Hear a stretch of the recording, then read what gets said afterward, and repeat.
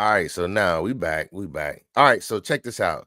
If you work on your dog with leash training and threshold training, this is how this works. So for threshold training, what I'm saying is when you walk your dog from one room to another, any doorway, any, I don't care what it is, this leash is going to help with that threshold training.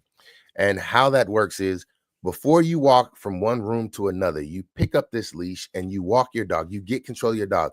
This is going to help because it also will help with if your doorbell rings. A lot of people have problems with their doorbell ringing and their dog going crazy. If you put this on your dog, like I'm saying, leash training, if you put this on your dog's neck, you will be able to control so many situations. If your door rings and you want your dog to be calm, you go and engage with the leash. If the dog runs to the door before you get to the door, you walk up before you open or engage with the door, you engage with the leash. You get control of the leash. Pull the dog towards you, make the dog sit where you want it to sit or behave like you want it to behave. Most people will pull the dog to their left hand side.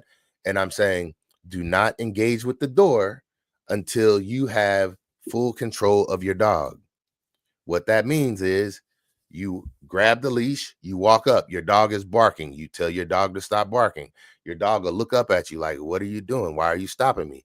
You hold the leash, two-hand control on the leash at all times, especially while your dog is wild and out of control. Because if you lose one hand, you have a second hand to catch it. So what you do, let me turn my mic down. This mic is hot. All right. So what you do is you walk up, you step. Hey, I appreciate it. Thank you, Lady Virgo.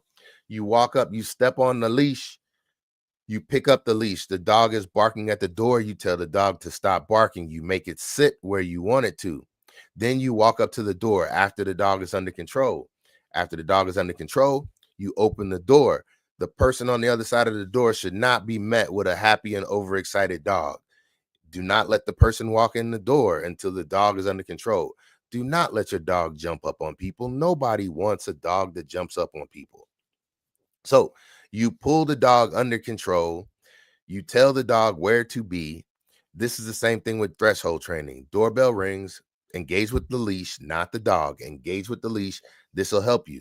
Now, doors open, person walks in the door. If the dog jumps up and wants to engage with the person, you have the dog by the leash.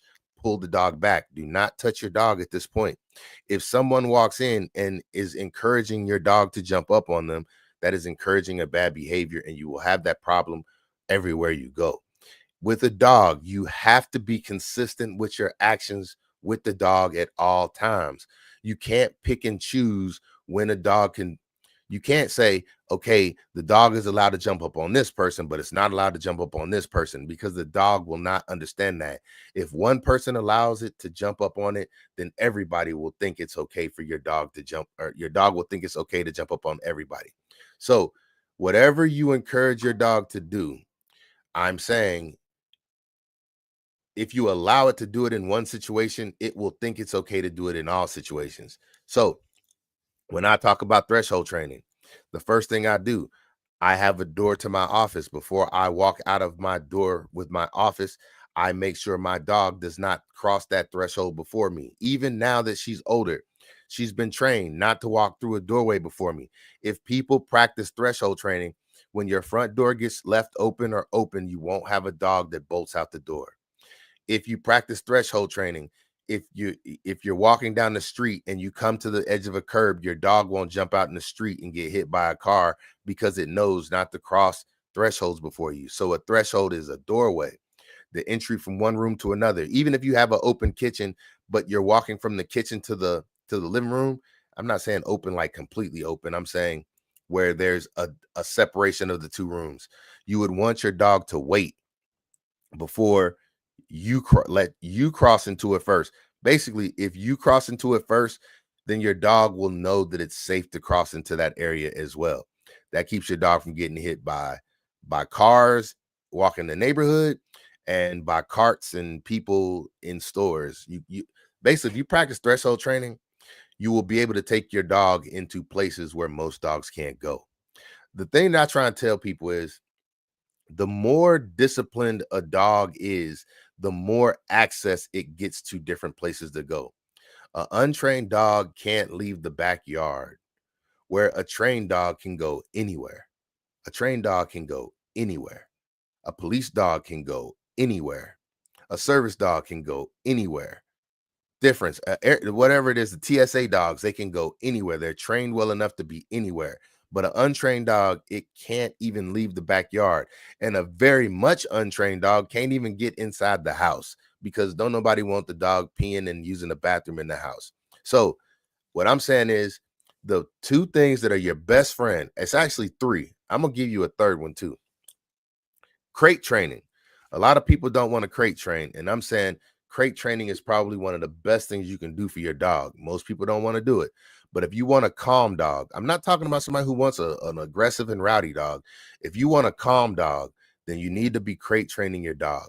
Calm dogs come from crate training. Calm dogs come from crate training and making them wait and work on patience, meaning you give them something, but they can't have it until you release them for it. I see people. I was just watching a video today. I think this lady had a. It just popped up on my timeline. She had a like a cane corso, and she was trying to dance on. Do the little. I don't know what she was dancing for the camera, and the dog, I guess, was like, I don't want you doing that or whatever. But he like jumped up on her, and she could not get the dog under control. The dog just was all over the place and rowdy. And what I'm saying is, if she would have had this on that dog at a young age, or if she would have crate trained that dog starting out at a young age, that dog would not be nearly as rowdy as it is. I will say, so crate training, leash training, and while you're using leash training, practice threshold training. And then the third thing is hand feeding. Hand feeding is the easiest way to train a dog to do what you want it to do. If you hand feed your dog, you will get your dog to learn words faster, learns commands faster, and learn to appreciate and respect you way faster. Hand feeding is by far the easiest way to train your dog. It even helps with leash training, because you can practice recalls. I have another leash right here. You see how long this leash is right here? This is a good leash to have for recall practice. If you go outside with your dog, or in your house, if your house is that big where you can use a 20 or 30 foot run leash, you can use it in your house. But I'm telling you, if you are in your house, this leash is all you need. And then what you do is you have the dog food in your hand. You tell your dog its name and you say, come. You can use whatever words you want to. Like I said, they don't learn words, they learn sounds. You tell the dog, come. Dog comes to you, you give it a piece of its food. Then you take a piece of its food, you throw it across the room, and you tell your dog to go get it. You make sure the dog saw where it went. You tell the dog to go get it. After he goes and gets that piece of food, you call his name again. He comes back to you because he sees there's more food in your hand. You give him another piece of food. That is how you work on a strong recall. And then when you go outside, you do the same thing, but you have a leash like this one right here. You see it's still connected up on the wall. It's up pretty far. You have a leash on the wall like that. Hey, you gone, Freeze. I don't know what that means, but hey, we muted him and I'm gonna block you. Confirm. There you go. You gone. So what I'm saying is, if you want to teach your dog its name, the easiest way to teach your dog its name, obviously that's going to be the first command that everybody's going to be able to teach their dog. But hand feeding will make you make it so you can teach your dog its name the fastest. It also makes it so you can teach it a strong recall the fastest. It's going to be how you teach it, like where to sit. If you want your dog to walk close to you, then if you walk and you have food in your hand when you're walking and you give the dog food, makes it easier. Yes, hand feeding makes it easier when you do start doing recalling. It definitely does. So if you want your dog to walk with you, and another thing you can do is teach your dog to follow your hands with food. You take the food and you just move it around and you just tell the dog to follow. You can use whatever words you want to. Dogs don't learn words, they learn sounds. So you can tell it to come, follow whatever you want to tell it, and it'll just walk and follow your hand. And then if you want to teach your dog to roll over, all you would do is just do like this with your hand while they're like, you could take the food and you tell your dog down. And when you tell the dog down, you go from its nose, wherever it is, to the floor. And the dog will follow because it wants that food. And then all you got to do is start maneuvering the food, and you'll get your dog to start doing things like rolling over, following, going between your legs, sitting on the left side, sitting on the right side. Even if you want your dog to sit, that is the best way. You take the food, you hold the food up high, you push the dog's butt down. And when you push the dog's butt down, you say, sit, sit. And as soon as you make the dog's butt make contact with the floor, you're pushing it down. So as soon as it makes contact with the floor, you say yes, or whatever sound you're okay with that will mark it. You can use I got some stuff on my hip. I'll show you. You can use a clicker. So when the dog's butt hits the floor, as soon as it hits the floor, it's click. And that's the sound to let the dog know it did good. Dog's butt hits the floor. You mark it with the clicker, and then you have as long as you want to give it the reward after that. Some people say seconds, whatever. It doesn't matter. As long as you mark it, you can mark it by saying yes. You can mark it with your finger snapping. You can mark it with this. You can mark it with whatever you want to. Like I said, they don't learn words. They just learn sounds. Now, once the dog's butt hits the ground and you marked it, then you give them the reward. You give them a piece of dog food. I do not encourage people to use treats. Treats are like candy. That means, hey, what's going on? Yeah, my bad. What up, bird lady? How you doing? She said, I always forget my clicker. You don't have to have your clicker. If you forget your clicker, you can always say yes. Yes works in the place of the clicker. The dog will still understand that. And that's how y'all see the dog tail wag on my dog. Like when she hears yes or good girl, even that works because I'd be like, good girl. And as soon as I say that, her tail starts to wag. What you do is you mark it. Yes, do a demo. Okay. With your dog showing how can you use food to guide to the position.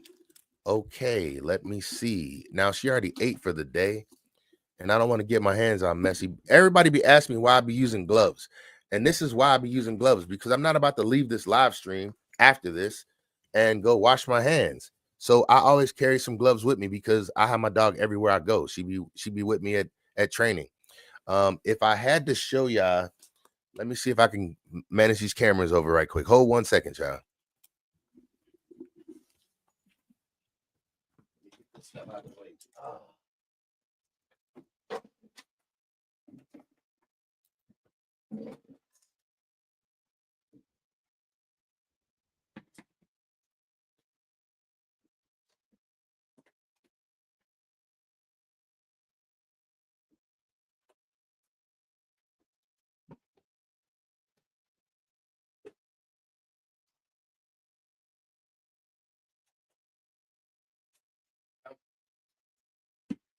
All right, y'all. Hold on.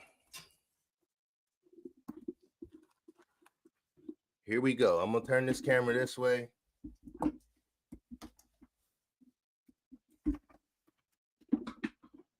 Y'all ain't gonna be able to see from there. Hold on.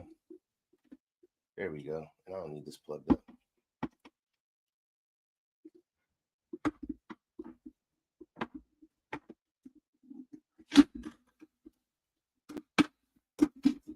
I got me rearranging everything in here to do this. All right, we're gonna go like that right there. And then I'll turn this camera this way so y'all can see too. Y'all can see good enough from there, I do believe. Y'all probably can't hear me that good, but we're gonna do it like this.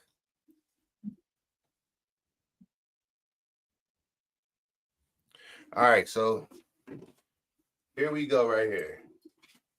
So sit. Okay, now she's sitting right down. And her head just went down with her. Now, this is something she doesn't know.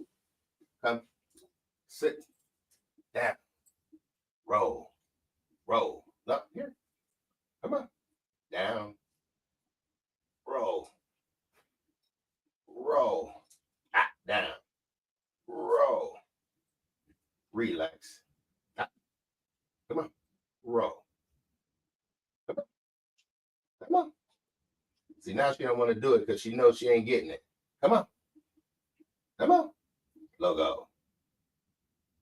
You gonna be stubborn in front of the camera? Come on. Down. Get it. Look, if I give you a handful, will you do it? Let's see you should do it for a handful. Come on. Get it. Down. Come on. Get it. Come on. Down. Come on. Yes. Ah. Come. Down. Come get it. Logo. Now, what you would do in this situation, hold on, let me see if I can get the clicker because that's how she knows it.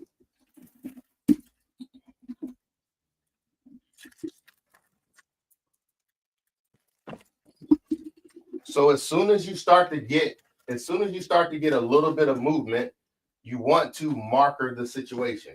So logo. Come on. Come. Come on.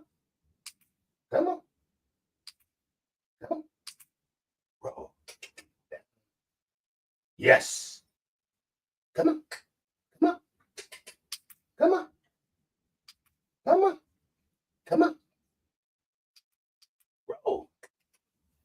Come on. You gonna roll this way? Yes. Come on. Come. Come.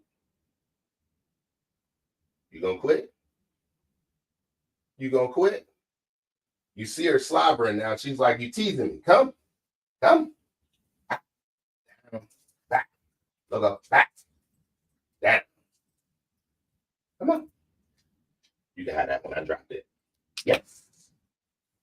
Yes. Come on. Yes. Come on. Roll. Come. Roll. You gonna do it? Come on. Come on. You done? You done? You don't want to do it? Come on. Come on. Okay, she don't want to do it. Relax. You don't want to do it now, so I can't force her to do it. I tried to set it up so she would, but she don't want to. And see, this is exactly what I mean. I go back to doing everything and then my hands all dirty. But that is basically what it looks like, but I didn't have it set up and she is already eaten for the day. So giving her more food is not going to work out so well. And when you do it, you want to marker the sound. And I was kind of rushing because I was trying to do it in front of everybody on the live stream. But basically, all you got to do, yeah, she ate already. I fed her earlier today, and she only gets 2 cups of food a day. And this is how I mark her 2 cups of food right here. But I know she's not. Well, don't get me wrong. She would have ate this if I would have gave it to her, but I'm not going to give her food for not doing the job. Like it doesn't become beneficial if you just give them the food. So that's one of those things, though. You can make them follow your hand. And I didn't have a whole lot of space over there to do it. And I wasn't in the energy to do it. But rolling over is not something that I have taught her how to do. So I was trying to show that, and I will show it one of these days. I'll do it again. I wasn't prepared to do a how-to. And I already basically my videos are me showing y'all exactly what I do with her when I feed her. Like that is me feeding her. It's not just me giving her tricks or treats for the things that she does. I am literally feeding her. Whenever you see a video and I'm handing her food, that is her feeding time. And that is exactly when I say her feeding time is whenever I have time to do so. A lot of people probably think that that's crazy, but my dog is not always in the same place at the same time every single day.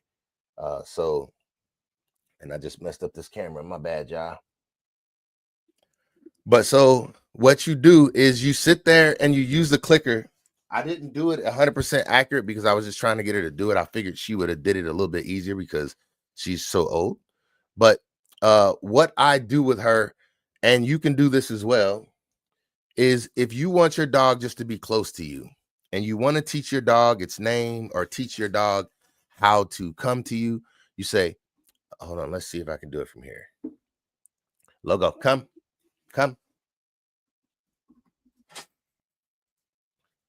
Come, sit. So let's see if y'all can see her from here. You can see her nose. Take. Here.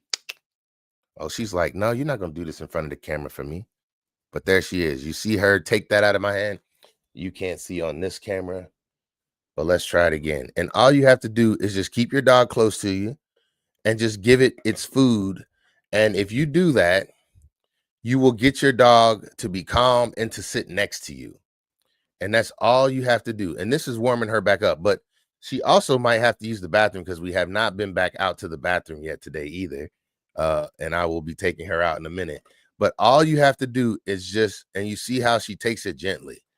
And this is just a teaching her to not to stay close to me, to be patient with me and not snatch things out of my hand. You see how she's taking it gently. She's not biting my fingertips. And the reason why I always wear gloves is because they get slobbery. Look at the tips of my gloves. And I didn't even hardly give her any food yet. And that's why she be slobbering in my videos, because she be so happy. But I just want to tell people, basically, the easiest thing you can do to train your dog is hand feeding. It is. And then you just take one, you throw it across the room, find it. And then when she finds it, you tell them to come back. Come, sit. And y'all can see her, she came back. And that's what I mean. You throw one across the room and then you take one and you tell her to come back. And she will do that. It's not a big issue. And then you can tell her she's done. Relax. And she goes and gets back in her crate. And I will take this glove off this time. I'm done. But hand feeding is the way to go. Anybody who wants to get their dog trained as quickly as possible. Now, I was going to show a few more things because I did have a couple questions. One of the questions was, okay, so say your dog is already big and you wanted to stop pulling and you waited too late to stop it from pulling. This is one of those collars that you can use to stop pulling. This is called a prong collar. I suggest, and it's just on the label, never put your dog in a crate with this collar on. This can get caught on the side of the crate and it can choke the dog, and that can kill your dog. So don't ever put your dog in a crate with this kind of collar on. Relax. And your dog will respond much better. It should not pull. I tell people, you do not want to walk your dog on a tight leash. This will make it so your dog never walks on a tight leash. This is the type of thing that makes it so your dog never walks on a tight leash. The first time I put this on my Logo, she stopped pulling without me having to tell her to stop pulling. She just did it on her own. I don't like these kind of leashes, but they do work. They do work. So if you have a big dog that is very, very aggressive, and one thing about these is these are adjustable. If your dog is too small for this size, you take it apart like that right there, and you can just pop a link out. So I just pop this one link out, and then I can make it a smaller chain by, you see, that is just a hook like that, and then that is a hook like that. It's a hook like that right there, and a hook like that right there, and you just take them and squeeze it together and slide it right in there, and it's back together just like that. So that's how you take a link out. Or if you want to add a link, same thing. Pop it apart, put this link in, then take and put this link back in as well. And that's how fast that goes back together. If your dog's neck is too big, you need to go and get one with more links. And they have these in different sizes for different size dogs. This would not be the one for a puppy right here. This would be for a bigger dog. But they do have smaller ones for smaller dogs and for puppies. If you start doing your leash training early, especially in the house, you won't have a problem with that outside. I have that for my show goat. It helps walk them better. Okay, I didn't know it worked for goats too, but I figure it would. Yeah, I feel like it would work for anything. I wouldn't suggest putting it on your kids, but I bet you it would work. I'm just joking. Look, leave me alone, guys. Hey, so this is the other one right here. This one does wonders This is my favorite training collar right here. And the reason why I say this is my favorite training collar, it's not just about shocking, even though it gets the attention. Yeah, I don't hurt them. I just okay. So this right here, oh, that's good. But this one right here, this also doubles as a light at night. If you look, it has a light here. I'll turn it on. And how you turn this one on is very easy. I will show it right quick.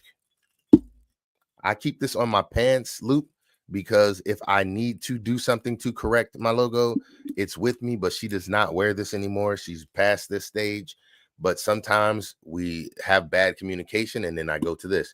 But if you look, it has a little red dot on there. If you look, it has a little red dot right there.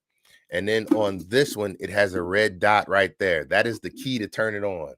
That red dot right there. And what you do is you take those two red dots and you make them meet, and you will see the red light or the green light come on when they connect. You see the green light came on. You see the red light. Hold on. Let me get YouTube to see it too. So you see the light. There it is. It was red. Now it's green. So now that it's green, it's on. And then for this one, you just turn it on by hitting the button in the back. It's a button back here. You hit that button and you saw it just came on. The light just came on it. Now that the light is on, they're connected. This is what is great about this one because it's not just a shock collar, which it is a shock collar, but it also has a vibrate feature. That's the vibrate feature right there. You have a low shock, and then whatever you make this second one is like you're really being hard-headed or stubborn, you hit that second one. Now, what is great about this also is this, though. You see that? So that's just a pulsing light. So at nighttime, my dog is black or she's dark brown, but at night I can't see her. It's hard to find her. Or you can keep it on solid. And so now I have something that shines on the ground for safety so others can see her and I can see her.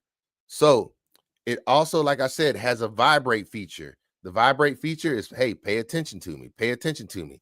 You can adjust this from the temperature of the shock, which these are the prongs on it right there. Let me turn that light off.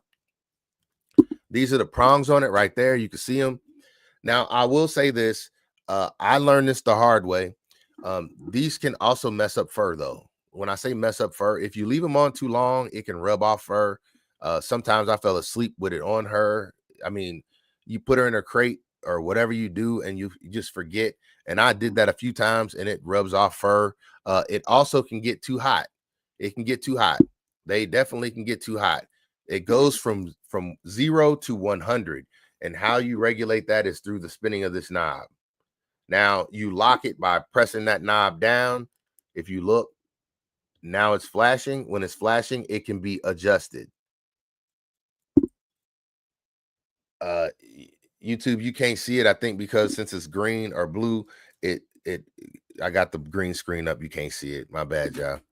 But you see, it can be adjusted, and it can be adjusted from 0 up to 1. Well, it says high. The next number down from high is 99. I can't get it exactly on 99, but you get where I'm coming. There it is right there. That's exactly 99 right there. It don't need to be that high. Now, if you had some big, ridiculous dog, you could use that. But I really never had to go above 30 for most of my training. 40 if she was like really, really out of control. But low numbers are they work just fine, and you can use it as a communication tool just to get them to pay attention. But what makes this one so great is you can communicate with your dog to up to a mile away. I think this one is a mile away. This one might be 3/4 of a mile. I'm not sure, but that doesn't matter. You can communicate with them much better than you can with the leash, and that is what the problem is. A lot of people don't. This is the longest leash that I can communicate with my dog with. This is a 30-foot leash right here. And it really does work good. You only use vibration and sound on the e-collar. Okay. And that works. What I'm saying is now my dog understands it well enough. I don't use it at all. Not now, but I do carry it with me because I'm saying it helped me out tremendously.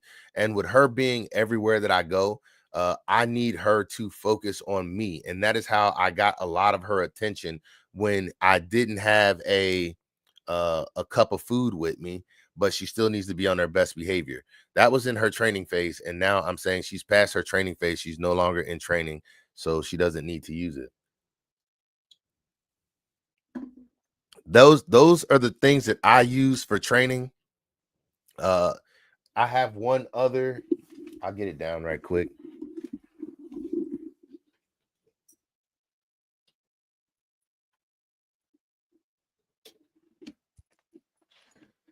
This is a slip collar right here. I use this one on her, but I didn't care much for this one because this doesn't do much but give you a loose leash when it's not tight. And if your dog is okay with being choked on the end of a leash, then this one don't work all that well, especially if it's a tight leash. Like if you leave the leash tight. I tell people to walk their dog on a loose leash, but this is how you do that one. I'll show you again. You basically take it and you just stick one side. So let's just go like this right here. Take this and you fold it, and then you just stick it through. And then once you do that, you pull it all the way through. And now you have it connected like that right there. That's all it is. And then you just basically connect your leash to one side of it.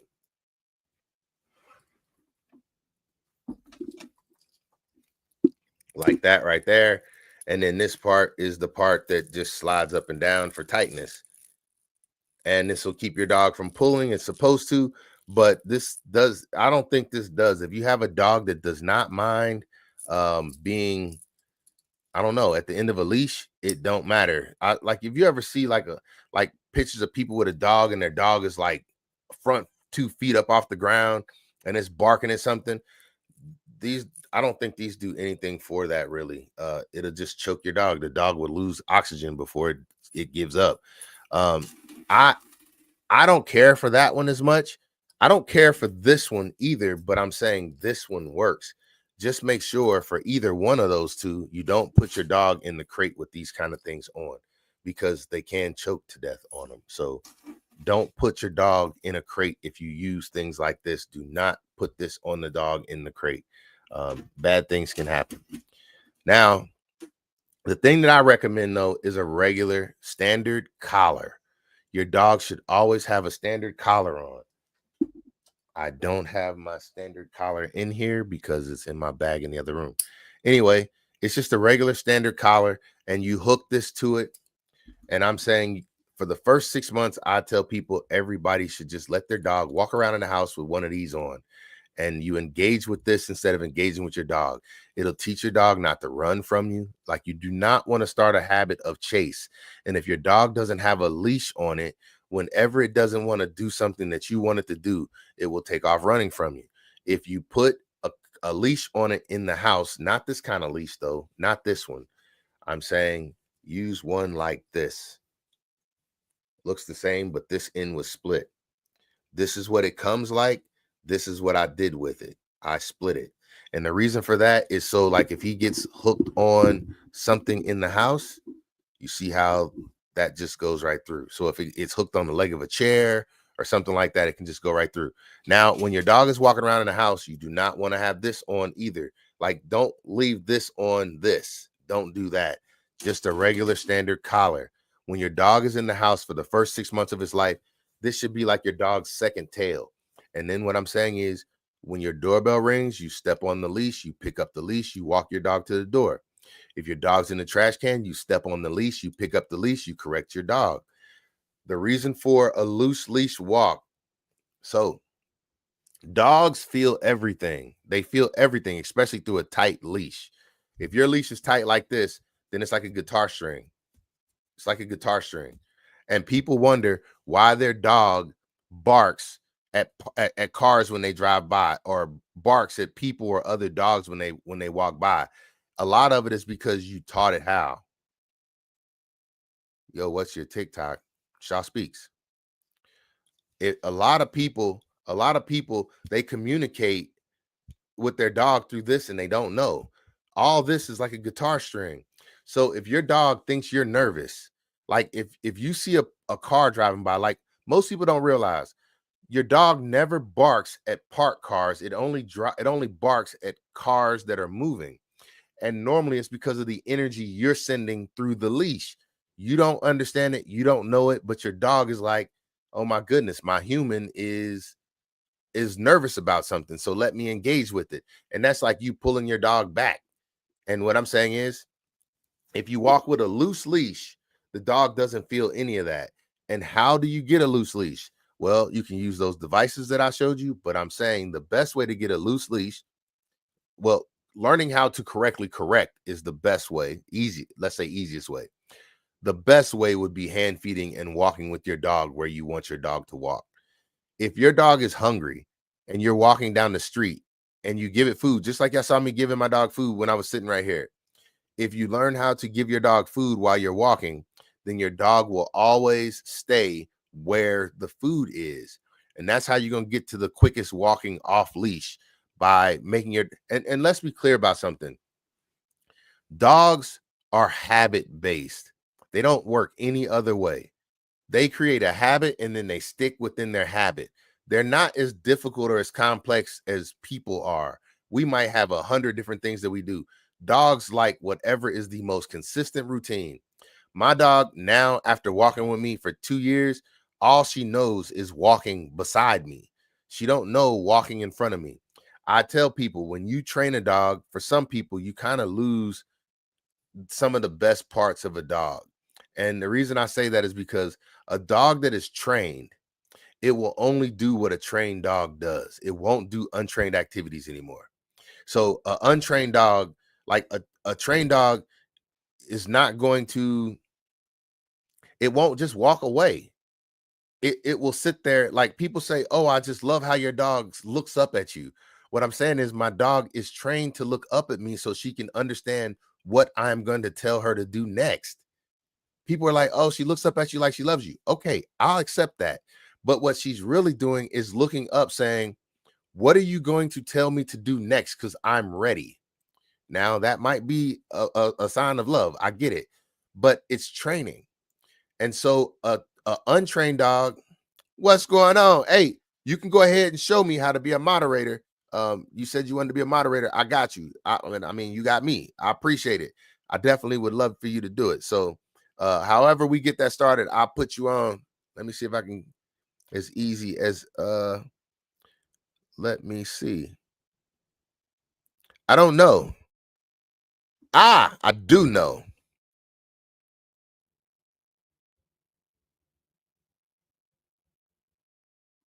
Hey, brother, you my first moderator. I just made you a moderator. There it is right there. Colden, there it is. Let me see you do some moderator type stuff. Hey, pin Jay Unbothered's comment to the top for me. Pin that up there for me. See if you can pin a comment.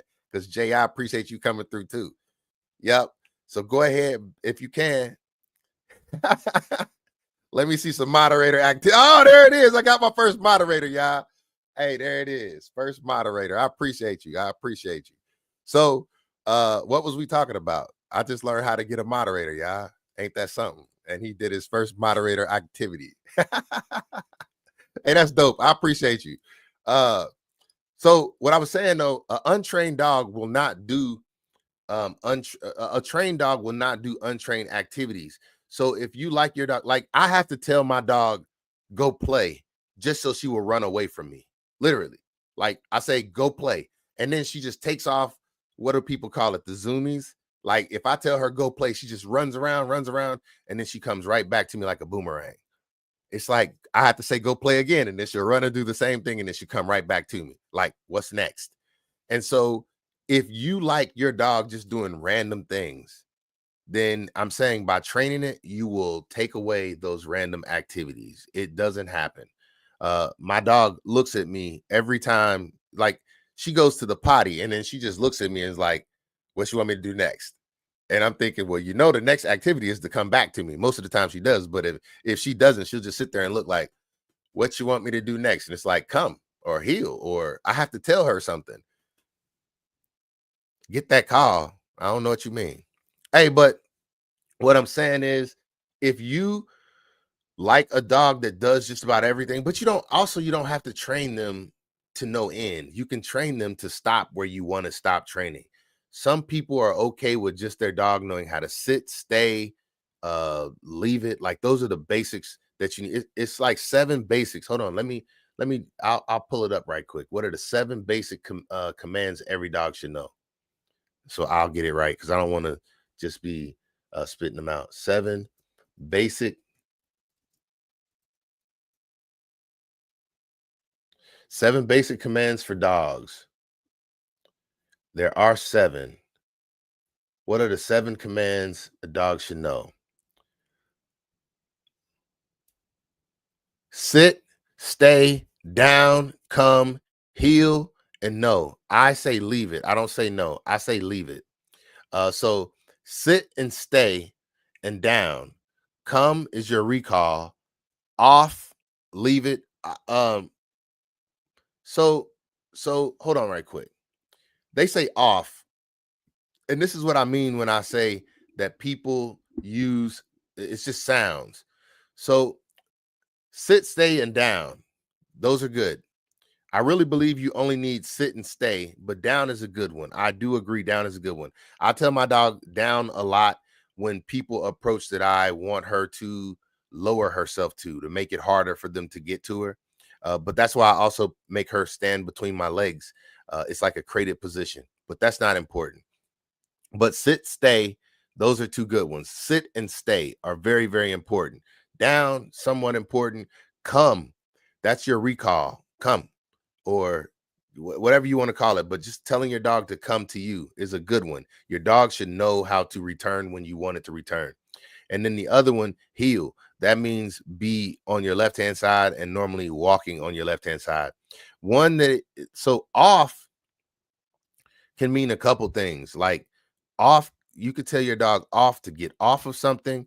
Like if your dog jumps up and puts its paws on somebody, it should know off, like off. If your dog jumps up on the couch and you don't want it on the couch, you should be able to say off. I say, yeah, I do. I think I say, wow, what do I say? Up. I do. I say off. I can't remember now. That's crazy. I had to look up my commands, but I know if I said when I was talking to her. But the other thing is leave it. Leave it is a command that you should teach your dog, and it doesn't have to be leave it. You can say whatever you want to, but try not to use the word no. Like, don't use the word no with your dog because it's a word that's used too often. And like I said, dogs don't learn words, they learn sounds. Your dog had, hold on, man, I need your guidance with my childhood dog. She is a Vizsla, which I like Vizslas, the alpha of her pack.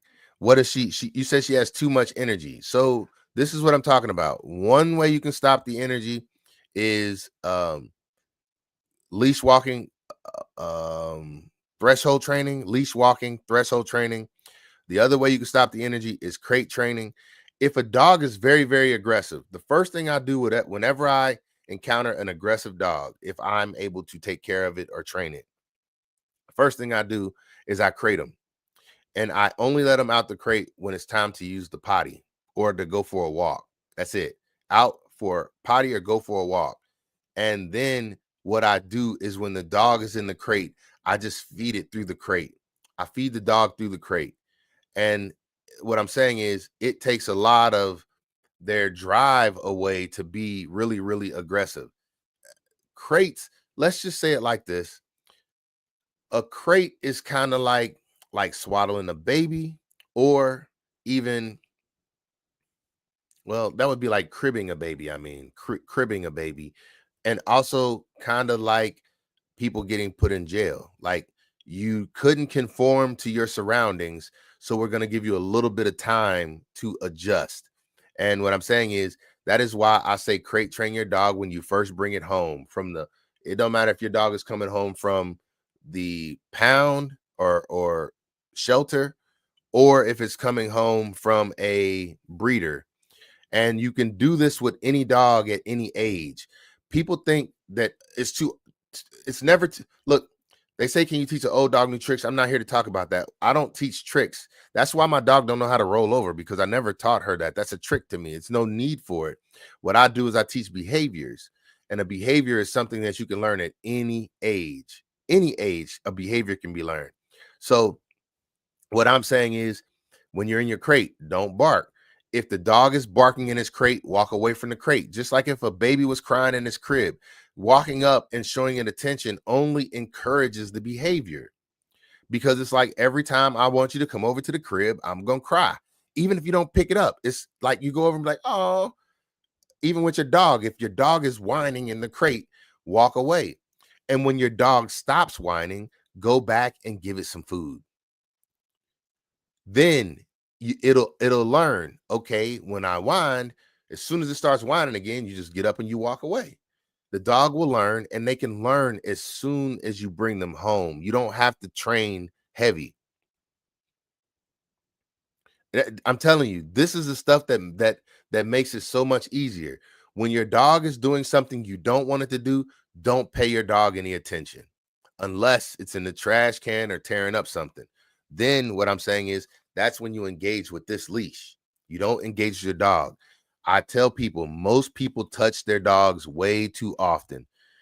Look, if you just walking around petting your dog and just touching it all the time, if your dog is doing something you don't like, let's say even your dog in the trash can, and you walk up and you put your hands on it, you are more likely to have a dog that's in the trash can, because it's like, oh, I got attention. Because, like, if you're a person who's constantly on your phone, and then your dog goes over and gets in the trash can, and now your dog gets some attention from you because you got off your phone and you engaged your dog. Now your dog is thinking, oh, anytime I want some attention, I come over here and play out the trash can.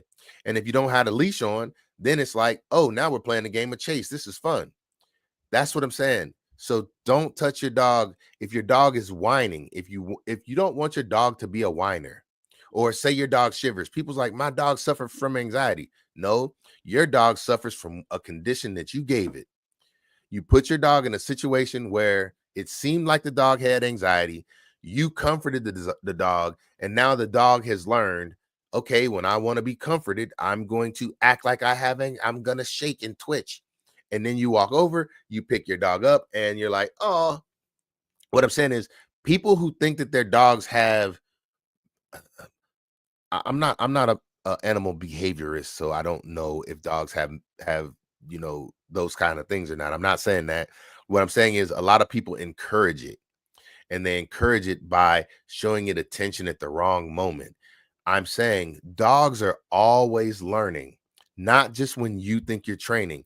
That's why I tell people that crate training is so important. Right now, my dog is in her crate. She's in her crate by choice. That's her safe space. That's where she prefers to be.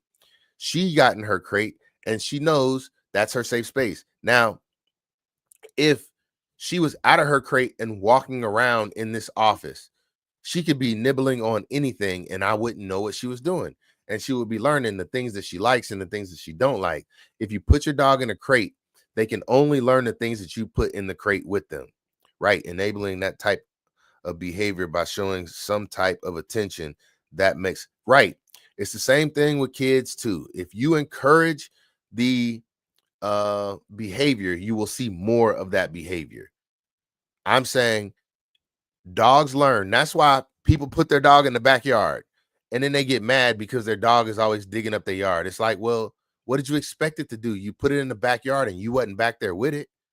So the dog found some way to entertain itself.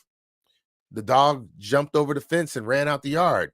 The dog they want entertainment. And if you're not going to give it to them, they're going to figure out how to get it. If the dog wants food and you don't give it to them, they're going to figure out how to get it. A crate keeps you from having to worry about those things. They are only ready for training when you say, okay, it's time to go train, or it's time to go play. Once your dog is stable in how you want it, you don't ever have to use a crate again. You don't have to. But if you use the crate too long or you use the crate too much, you could end up with a dog that just wants to be in his crate. My dog is a crate dog. My dog is not a pet, so she doesn't act like a pet in any way. I'm saying I don't do a whole lot of petting her. I pet her as a form of reward. This is how it goes. A verbal reward is a reward. Good girl, good boy. I just say good girl because I only got a girl. Good job, good. If she hears good, her tail goes crazy. If she hears girl, I'm sure her tail goes crazy. So good is a reward. The next reward is a food reward. I only use dog food as her food reward. This is how I measure her food out. There's her food. I give her 2 cups of food a day. That's it. So you say good, that's one form of reward, but that's not the highest. Then food is higher than verbal. So you got verbal, then you have food reward, some kind of edible reward or whatever. You also have toys too, so that would be a good one. That one's kind of like in the food category to me. Toys are a reward, and then the last one and the most the one that is the highest form of reward is a physical praise. When you touch your dog, there is no higher praise than that. And let's just talk about that from humans. If you feed your partner, if you give your partner words of affirmation, okay, thank you.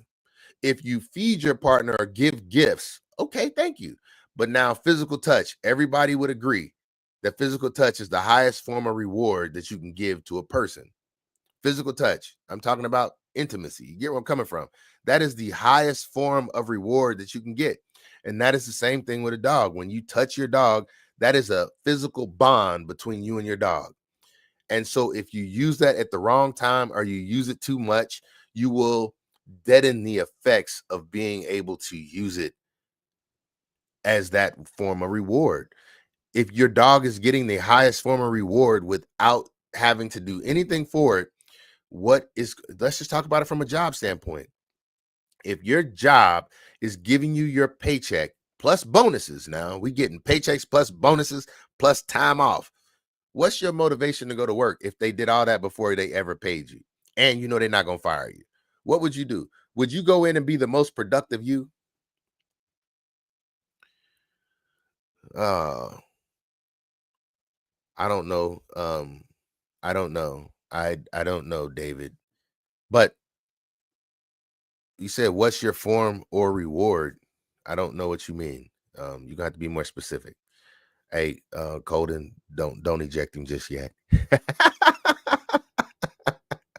Hey, what I'm saying is that is the truth, and it works with dogs, and that's what I mean. If your dog, okay, Colden, you want me to get him or you?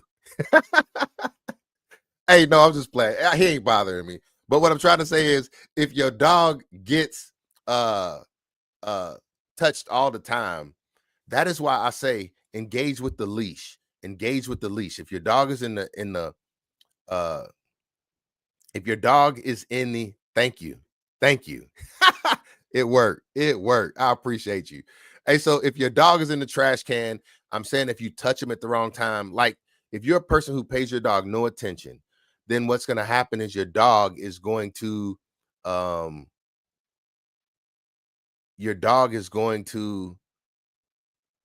look for those ways to get your attention. You get where I'm coming from? Kind of like that person who was just in here. He kept on getting at me and I paid him attention and he kept throwing me off my game. And it's like, that's what people want just as much as a dog. You get where I'm coming from.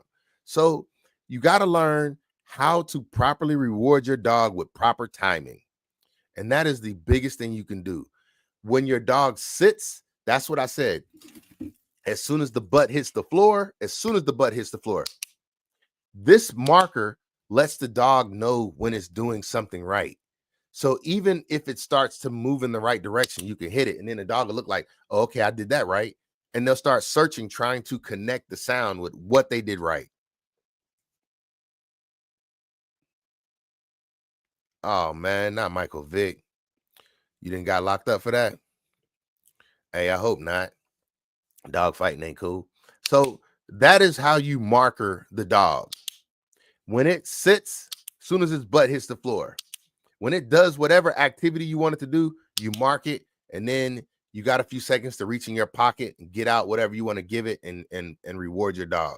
You can use words, you can use touch. I'm just saying, if you use touch, don't use it too much, and you will get the most out of your dog. what else is there that I probably is anybody having anything specific that they want to talk about that I might be able to help them with? I hope my mic ain't too loud. Is it fun driving the train? Yes, it is. My bad if I got to you too late. I probably did. I wasn't looking over there. Prey drive. Okay. Prey drive is a tough one.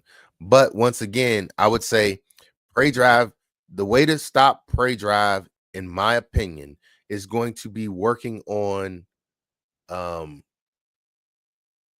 distraction training, and good leash control. Distraction training and good leash control. And how do you work on distraction training? You take your dog to as many areas of distraction as possible. As many areas of distraction as possible. Take your dog to pet friendly stores. But before you go into pet friendly stores, make sure your dog is good in parks or I don't know, like on busy streets. Make sure your dog, like, walk your dog through a park where it's got birds. Now, if it, prey drive is a hard one, and the reason I say that is because it is more inside of some dogs than others. Some dogs are designed to have a high prey drive. Now, what I'm saying is you can slow it down by crate training. My dog doesn't go after anything. Squirrels run past her all the time. Deer come hang out in my backyard. She loves the deer. Socialization. All right, so this is the thing right here, and this is important. Let's talk about socialization. But when we talk about socialization, do not, and I repeat, do not let your dog engage with dogs that you don't know, that they don't know, for no reason. What I mean is, you got a dog walking down the street, somebody else got a dog walking down the street. If they say, can they meet? There's no reason for it. Will they ever meet again? There's no reason for it. Why would you make your dog meet a dog that it will never meet again? Now, you can take your dog by that dog, but don't let them meet, like get nose to nose or sniff butts. I'm saying, because if one dog's body language is not proper and you can't tell, then what can happen is you can have a dog that gets, especially if it's a smaller dog, like much smaller dogs, it don't take much for a bigger dog to grab a smaller dog and shake it a couple times and do a whole lot of damage. Like, shake it with his head and slam it one good time. You could end up paying a huge vet bill because two dogs that never had any reason to meet met for the first time. I believe that letting dogs meet that don't have a reason to meet. Now, dogs that have a reason to meet are a family dog, like one family member and another family member, they both have dogs. You want to let them meet. And the way you let them meet is you stay far enough apart where make your dog be close to you and make their dog be close to them, and y'all have conversation from that distance. Wait until the dogs are under control. If you keep distance for long enough, the dogs will stop engaging with each other, and then after that you can move a little bit closer. But do not just let two dogs run up and meet each other for the first time, like off leash. Definitely never off leash, and on a leash where you have the leashes out as far as they can go, because you can't stop the dogs from doing damage. All it takes is one puncture wound, and a dog will have to go to the vet. So if you can't get them apart from each other, they get tangled up in leashes, then you could get sued, and getting sued can cost you a lot. So if they're going to meet, make sure at least, I don't think that two strange dogs really have a reason to meet face to face, especially. Watch body language, learn body language. One good thing to learn with body language is a dog's tail. If a dog's tail is straight up and not wagging, it's probably not here for games. Yeah, I was on here for a long time. So puppy, no. You're saying puppy play dates. What I'm saying is, if it's another dog that your dog will be seeing on a regular basis, that's fine. I'm saying no random dogs. Like, you're walking down the street and you meet a perfect stranger and they're walking their dog and they want to talk about dogs. I'm saying keep your dog under control, because their dog might not be under control and their dog might attack your dog. You get where I'm coming from? That's the only thing I'm saying. If it's somebody who's your friend, like you got a friend that you go out with on a regular basis, they got a dog, you got a dog, your dogs are going to be just as much friends as you are. So you can let your dogs meet. If your dog, if you got a family member that's got a dog, like your brother or sister or one of your cousins that you spend a lot of time around, or they take their dog everywhere, you can let them meet like that. It's somebody who you want to engage with. If you know them and you know how their dog acts, and you know if kind of like, will this person sue you if your dog shakes the heck out of their dog? Dog parks. I don't do dog parks. Dog parks are high activity for disease. So my dog never goes to dog parks ever. I hear about parvo and stuff like that, but I don't go to dog parks. And a lot of people who take their dogs to dog parks, they go there because they know their dog is out of control anywhere else. So you can have a problem with your dog getting attacked there too. Now, I'm not saying dog parks are horrible. I'm just saying I don't go there. uh a lot of people don't clean up after their dogs, and a lot of dog parks are not maintained properly. Like, it just be poop all over the place, and your dog, even if it don't eat poop, when it gets home it's going to lick its paws, and any disease that was in that park, you can possibly have the same problem. If you have a dog park that you're comfortable with, I guess, but I never go to dog parks, like, ever. um I think that unnecessary meeting between dogs, it can cause a lot of problems. I watch like court TV a lot, and a lot of times people are there because their dogs got into fights, and a bigger dog slung the smaller dog, and now they're suing each other over vet bills. I just don't. What up? Oh, George Floyd, man, goodness, y'all be having some crazy names. But anyway, uh that's all I'm saying about dogs meeting. Don't socializing. Now, socializing, you want to take your dog around dogs, but I'm just saying don't let them meet face to face. Like, don't let them get to the point where they're like nose to nose. And a lot of people are like, let them sniff the butt. And it's like, who's getting to sniff whose butt first? You know what I'm saying? Like dogs understand a they understand different things about each other that people don't understand, and we think that we're telling them like what to do. And I'm saying they already know. I assume they know who's the dominant one. When they meet, they know one don't want no smoke and the other one is ready to go. They can tell through body language, just like they can tell through your body language. If a dog can smell fear in a human, why you think they can't smell fear in each other? You get where I'm coming from? They know. Oh, they know. Now, get your dog well trained before you start having it socialized with other dogs, because you do not want to be on the bad end of. Um, hey, I appreciate it. Thank you, Colden. So that's what I say about socializing your dog. Socialize your dog. It is good to take your dog to pet stores. It is good to take your dog to places like Home Depot. You can go to Dick's, not Dick's. You can go to Bass Pro Shop. You can go to Tractor Supply. You can take your dog to some malls, like the mall that I try to train at. You can go there and walk your dog in there, as long as your dog doesn't have accidents inside the store. And one thing you should always do, just like when you take your dog outside from your house, the first thing you should do is, like, if you crate your dog or whatever, you take your dog out to the potty.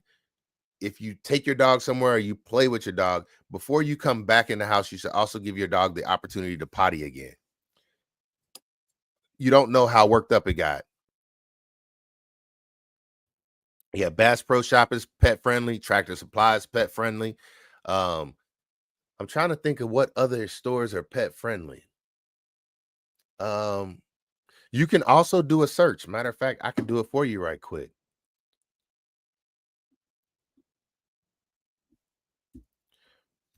Pet friendly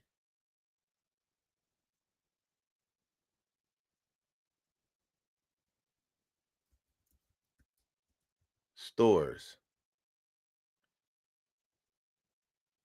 So this one just says pet friendly stores for dogs near me, but I'm just gonna go pet friendly stores because it might not be near me. 30 dog friendly stores. So this is rover.com.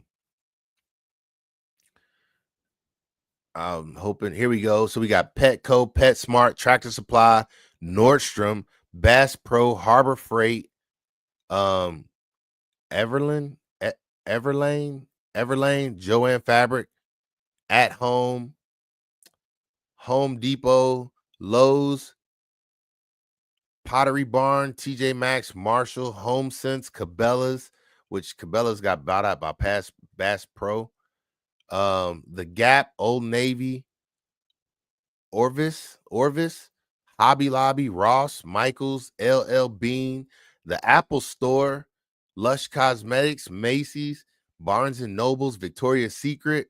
I did not know about Victoria's Secret. I'm gonna start taking my dog in there. I didn't know it. Okay, let me move on. Ann Taylor, Loft, Sephora, Duluth Trading Company, the Container Store, Costco. Costco is not normally. Normally Costco wants you to be.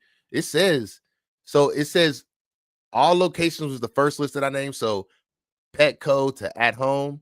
Most locations was from Home Depot to LL Bean. Some locations was Apple Store to the Container Store. Oh, no locations. That's what it said. No locations. I was thinking. So Costco, no locations. Target, no locations. IKEA, no locations. Walmart, no locations. Menards, no location. Whole Food, no location. REI, no location. And Burlington, no location. I take my dog. I take my dog in all those. Me and my dog have been in Costco. I mean, Costco a couple. Well, none this month, but Walmart. We've been in there about twice this month already. I did not know about Menards because my dog is a service dog. She can go anywhere. Yeah. Hey, Cabela's. But Cabela's, I think they just got bought out. But so that was on rover.com. And Petco allowed dogs in all locations. PetSmart allows dogs in all locations. Home Depot allows dogs in most locations. Lowe's in most locations. Tractor Supply allow dogs in all locations. Sephora allows dogs in some locations. While you might find it surprising, many customers recording being able to shop in Sephora with their pooch in tow. Since there's no official policy, always call and message your local store beforehand. So basically, Sephora, it says just go beforehand. Lush Cosmetics allow dogs in some locations. Nordstrom in some locations. Everlane allow dog in all locations. Oh, Nordstrom, it says in all locations. I'm sorry. Bass Pro, all. Pottery Barn, most. Macy's, some locations. So this is cool. But basically what I'm saying is this is how you can socialize your dog by taking them to those different locations. I probably just missed a lot.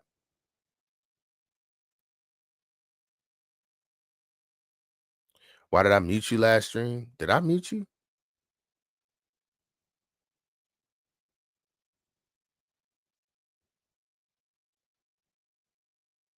I don't know what that is.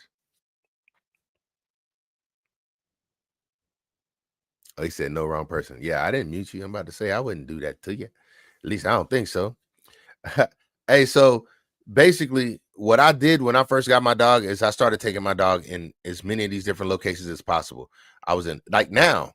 I take my dog with it being cold outside and me hand feeding her. I don't just hand feed her sitting in my office or in my house. We go outside and it's cold outside. Baby, it's cold outside. Okay, we ain't gonna sing.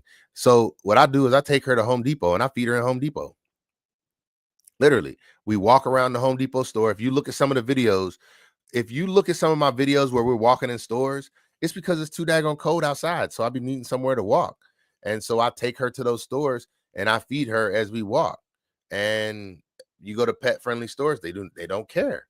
They don't care.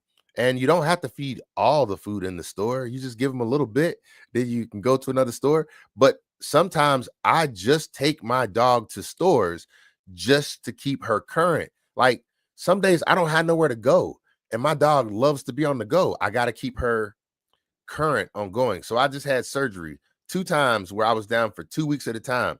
My dog suffered too. She was down for 2 weeks with me. Now, one time she was down because she had her tail docked at the same time. So we were both down at the same time. But when I take her, when she's down, we have nowhere to go. I like Home Depot better. Only reason I like Home Depot, like Menards. So it just said on here, Menards does not like dogs in their location. So I've never, I there's a Menards not far from me, but Home Depot is 2 Home Depots closer to me than one Menards. Like Home Depots are everywhere. But it said Menards don't like dogs in any. But like I said, my dog's a service dog, so I take her everywhere I go. She goes everywhere I go. There's no place that she's not allowed to go. TJ Maxx.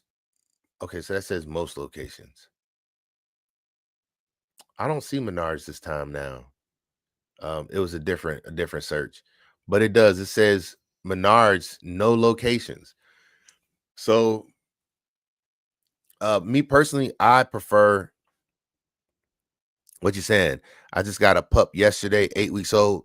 All right, if you just got it yesterday, what you need to do, put that bad boy in a crate. Put it in a crate now. I'm saying if you don't put it in a crate, it's gonna pee all over your house. It's too young to understand anything else, and it needs to be a small enough crate so that the dog cannot pee and use the bathroom in one area of the crate and then go to another area and lay down. They will not use the bathroom once they know something is their environment. And this is the same way for potty training for the house. Once they learn that it is their environment, they will not use the bathroom in their environment. So even dogs who you say you want to still what? Basically, I'm saying no, he doesn't have separation anxiety. You're going to give him separation anxiety. I'm saying if you do what I'm saying for you, the first 2 weeks will break separation anxiety if you do it properly. Hear me out. If you take your dog and you put it in a crate and you walk away from the crate, do not bother the dog when it's in the crate. Only come over and engage with the dog when the dog stops whining. The dog is only 8 weeks old. How can it possibly have separation anxiety? You're going to give it separation anxiety. So what I'm saying to you is put the dog in a crate. This is how you deal with separation anxiety. 2 weeks of crate training. 2 weeks is long enough to break separation anxiety. If it's not, I'm saying then you might need to go a month. But if it's not, I believe you're doing it wrong. Too many people think their dog is too cute when it's young. And so what I'm saying is understand that it's not cute when it develops bad habits. Thank you for the badge. I didn't know what that was. So this is what I want you to do. Get your dog a crate. I appreciate the hearts. Get your dog a crate. Put your dog in a crate. Only engage with your dog when it's time to go outside to the potty. This is going to kill 2 birds with 1 stone. You're going to get rid of, thank you, Unbothered Jay. You're going to get rid of the separation anxiety, and you're going to be teaching your dog how to potty at the same time. If you do this, you will save yourself a lot of problems. And then the other thing I want you to do with your 8-week-old dog, I want you to get a leash like this right here, the cheapest leash you can find. I want you to cut the end of it like this. And whenever your dog is outside of his crate, I want you to put this leash on it. Every time it comes out the crate, as soon as it walks out the crate, and I tell people do this for 6 months, it will save you problems by the time your dog is a year old. Your dog will understand what a leash is and how to utilize it. I don't know what that even means. My bad, user 4885. So what I'm saying though, okay, I'm saying right now, crate training will help you with separation anxiety, and it will help you with potty training, and it will make your dog like transition into your home easier. Your dog will get a space to understand the sounds and the things that go on, because your dog is going to want to be around you all the time. And if you don't get it under control early, then what's going to happen is you're going to create separation anxiety, because you're only going to be putting your dog in a crate when it's time for you to leave the house. And it's going to be like, wait, I get to be free and out and about all the time.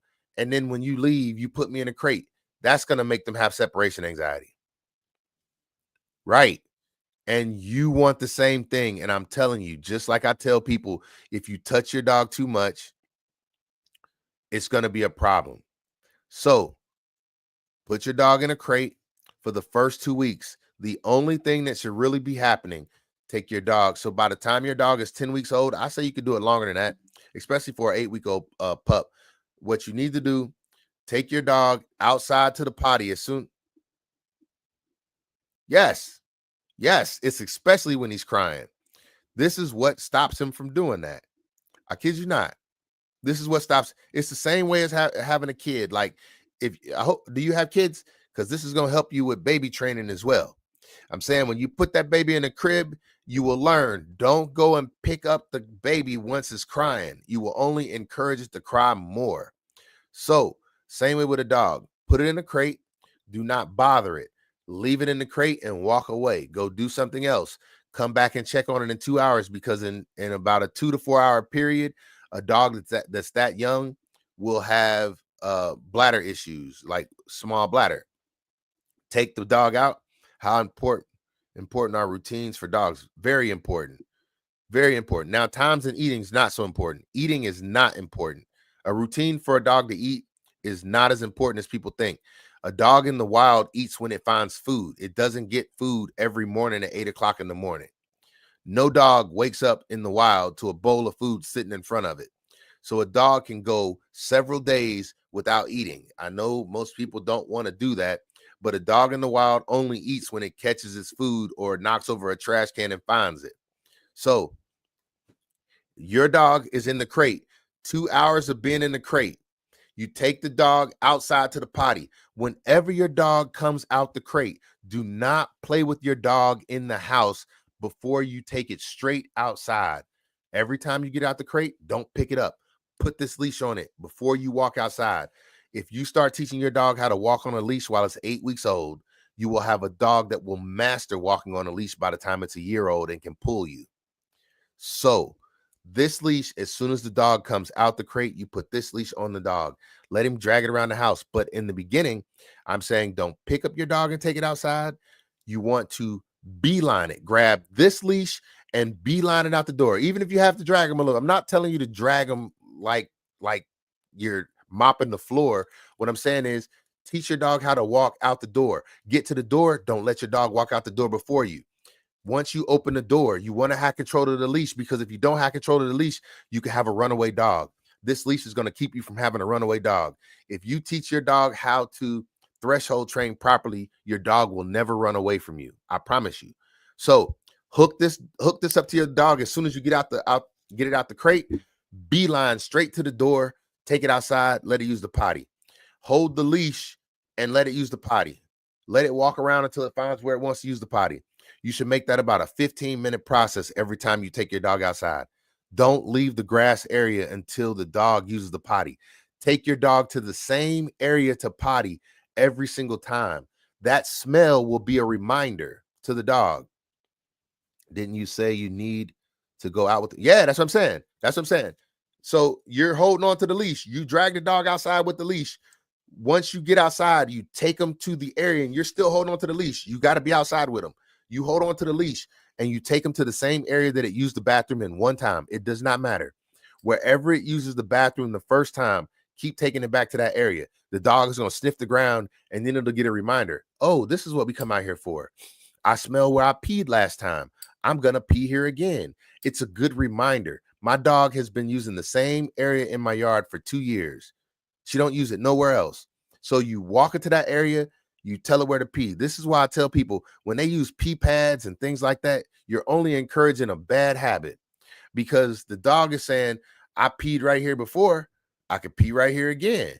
And when you're not home and you ain't got a pee pad on the floor, the dog is going to be like, well, I got to pee. And I always know this was an area where I was allowed to pee. No, you were only allowed to pee there when there's a pee pad there, but the dog ain't gonna put two and two together. So don't encourage bad behaviors by letting your dog use the bathroom in the house. As soon as it comes out the crate, beeline out to the potty, let it go number one and number two. Sometimes it's not gonna have to go number two. After it goes to the potty, you could bring it in and engage with it. This is what I'm telling you. At this point, I want you to hand feed your dog, especially if it's 8 weeks old. If you hand feed your dog is going to love you. It will love you. It will stay so close to you. Whoever is the person who hand feeds the dog will be the king of the dog. That's a fact. And the dog will not bite the hand that feeds him. Good. If you hand feeding, you off to the right start right now. Keep on hand feeding. Give him the food a little at a time, not a whole bunch. You can let him eat out of your whole hand if you want to. It's fine. You're not trying to teach the dog how to do any moves yet. What you want to do is give the dog its food and tell it its name. Just say, good boy, Toto. Good boy, Toto. Good boy, Toto. Toto, good boy. Toto, good boy. Toto. You're just saying its name over and over in different ways. And the dog will understand, oh, I must be Toto. What should I do? I need to take him to the what should I do if I need to go to the gym? Yeah, if you need to go to the gym for 2 hours, he needs to be in the crate. He needs to be in the crate until you get home from the gym. And then as soon as you get home from the gym, you need to walk him straight outside. And then when you get back in, look, 15 minutes worth of playtime at a time, no more than 15 minutes worth of playtime, and then put him back in the crate. Your dog should not be walking around the room while you're watching TikTok.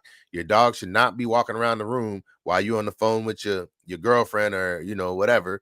Your dog should not be walking around the room when you playing your video game, because your dog could be over in the corner chewing on an electrical wire and get electrocuted.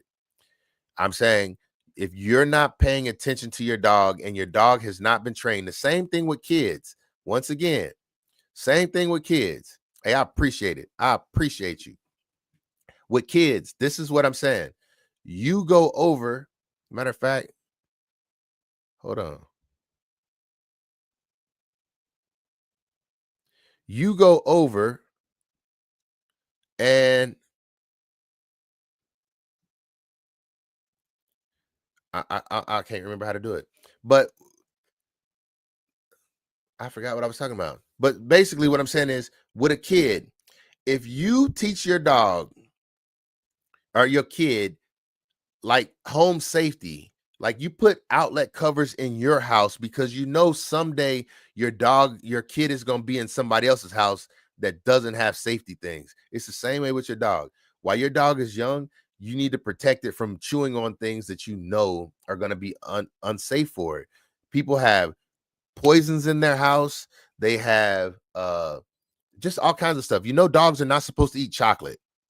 So if you have candy on the floor, say Halloween just happened, your dog could be running in somebody else's room and get into a bag of candy, and you don't even know it. And next thing you know, your dog's laying on the floor convulsing. You're like, what the heck happened to it? But you don't know that it just ate a bunch of chocolate.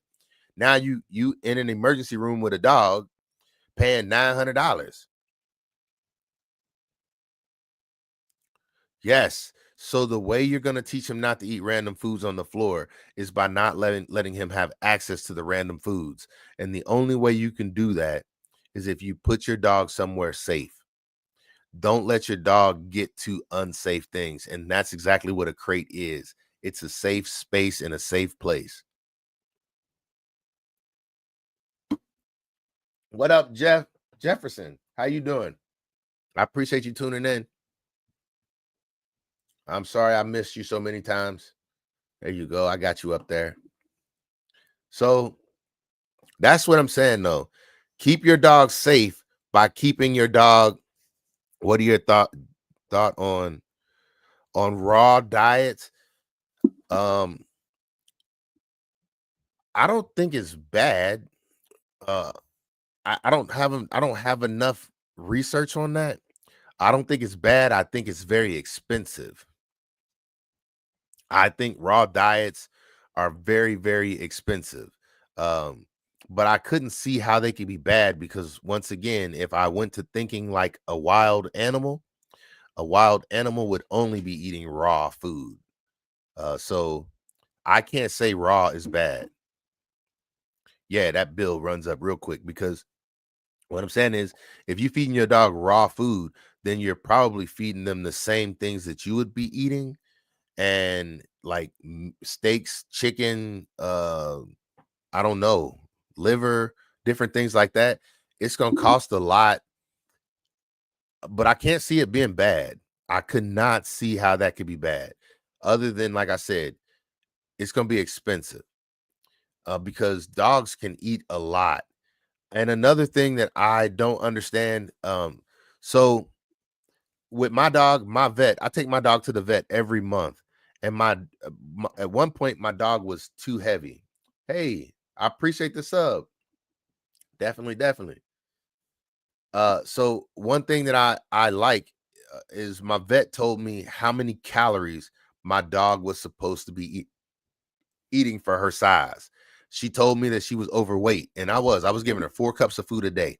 At one point, I was giving her 4 cups of food a day, which was double the what she was allowed to get. So then my doctor told me how many calories she was supposed to get a day, and then I was able to go look at her food bag, because you can give your dog any kind of food that you want, and then you have to know the calories on the food.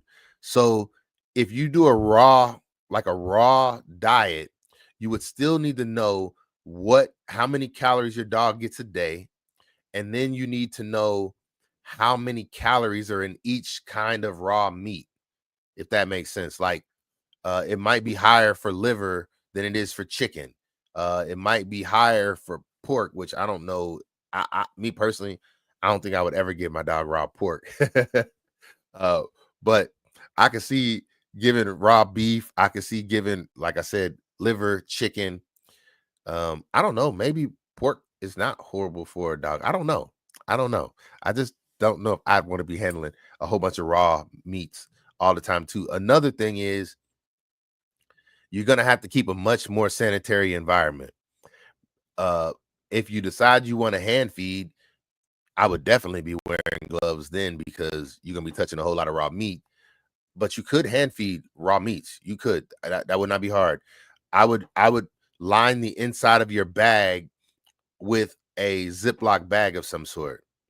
But um, raw foods and wet foods are hard for me to get behind, because of how I train. I use food to train my dog. So, but you could use meat. I use cheese sometimes. Uh, like I give my dog. So we might have like a football game, and my wife will set out like cheese and fruits, stuff like that. Like my dog will eat tomatoes. She'll eat sometimes she'll eat celery, just different things. She'll eat those type of things, and I don't like things to go to waste. So what I will do is, when the cheese cubes are no good for human consumption, I will use those for training, and she loves them. So I just throw them in with her dog food, and every once in a while she'll get a dog food, and then every once in a while she'll get a cheese cube, and she loves when she gets the cheese. She loves cheese. Oh, my dog loves cheese. I also used to give her peanut butter, but I used to feel like Kongs, and that's another thing for anxiety dogs. Like when you put your dog in a crate, when I say crate your dog, that doesn't mean they have to be in their crate with nothing to do. You can give them things to do. There's puzzles out there you can get for your dogs. Like, it's better to put a puzzle in there than to put a pillow in and the dog end up shredding the pillow. So you can get puzzles, the Kong toys. You can put frozen stuff inside the Kong. Yeah, there we go. There we go. Kong. I use Kong. I got a couple Kongs. I even have a Bobble Kong. It's one. Y'all ever seen those blow up things that kids used to play with? You punch it and then it stands back up. I got one of those too, and the dog has to knock it over, and then one piece of food falls out, and then they have to knock it over again, and you can fit a cup of food inside of it. That's pretty cool. um the Kongs are good. I pack mine with peanut butter, and then I put them in the freezer, and then I give it to her. But she started getting really dandruffy when I was giving her peanut butter, so I figured she might have had some kind of peanut butter allergy. I don't know that to be true, but when I gave her peanut butter, that's what she would do. But Kong is a good toy. There's other things that you can do. Uh, to give them something to do while they're in their crate. You don't have to just stick them in there and just be like, suffer. It's not like that. It's to get them to calm down and learn how to play with themselves. What fruit do you give your dog? Fruit? Ooh. Fruit. What fruits have I given her? And I grow a lot. I'm gonna say I grow a lot of things, but so I take a lot of I compost and I just throw stuff in the yard and she'll eat. Sometimes she might eat a grape. I don't look for her to do these things, but she does it on her own. My dog even eats grass. People say dogs have upset stomachs when they eat grass. That's not true. It's grass to them. I mean, deer eat grass too. They just do it. Fruit. Let me see. I'm gonna do some research on that because I've never looked into what fruits a dog could eat.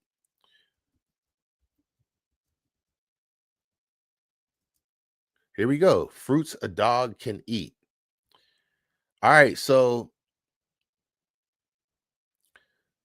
I think she has eaten apples. I think she's eaten watermelon. Hold on, let's see. Oh, I know she's eating blueberries. Fruits dogs can eat. 16 safe fruits and 5 to avoid. So we'll talk about both of those. Here we go. Come on. Open. There we go. All right, so apples, watermelon.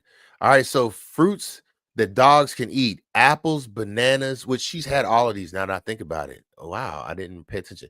Apples, bananas, blackberries, blueberries, cantaloupe, cranberries, cucumber. Yep, she's had cucumber. Kiwis, mangoes, oranges, pears, pineapple, pumpkin. She's had pumpkin. Raspberries, strawberries, and watermelon. Yeah, I think I probably had all of those except for I'm not certain she's had mango. I don't think she's ever had pears. I know she's eaten strawberry. She even eats tomatoes. I throw a lot of tomatoes in my yard and she goes and eats on those. I don't know if that's good for her or not. I'm gonna look because it says it. But I know she's eating apples. I don't think I've ever given her banana, but she possibly has because I done threw some in my yard. Blueberries, I know she's eaten. Blackberries, I've never tried to give her. I've never given her cantaloupe or cranberries. She has had cucumber. I've never given her kiwi, mangoes. I think she's had oranges, never pears, never pineapple. Pumpkin she has, but it was Halloween pumpkin, just threw it in the yard. I seen her eating on it, not intentionally. Strawberries, because I throw a lot of strawberries in my yard, and watermelon, because I end up giving watermelon to the deer in my yard, and she goes over and eats off of that. So now let's talk about apples benefits: excellent source of vitamin A and vitamin C, contain potassium and antioxidants, fiber rich. Bananas, high in potassium, low in sodium, source of vitamin B, vitamin C, potassium, magnesium, and I don't know what that word is. Manganese.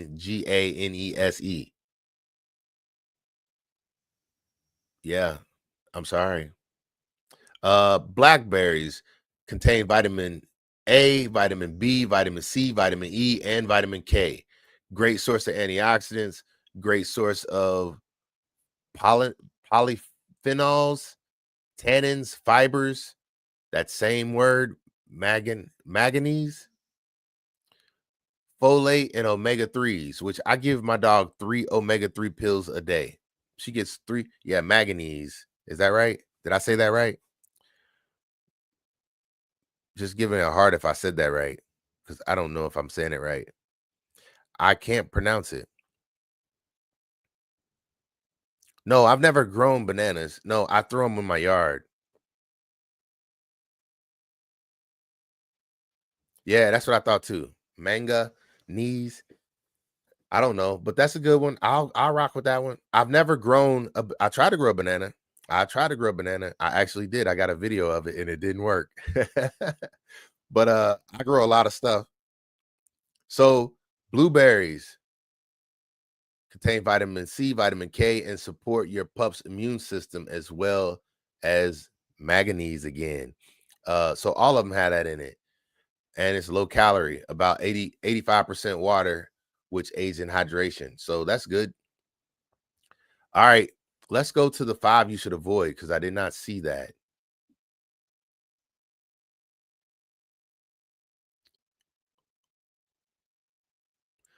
5 best fruits for dogs: blueberries, apples, watermelon, bananas, and blueberries, or cranberries, excuse me, cranberries.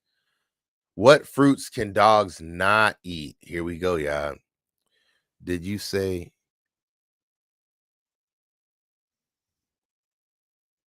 Yes, I give her the same vitamins I take. Hold on right quick. I'll grab them. I'm here. I can show you.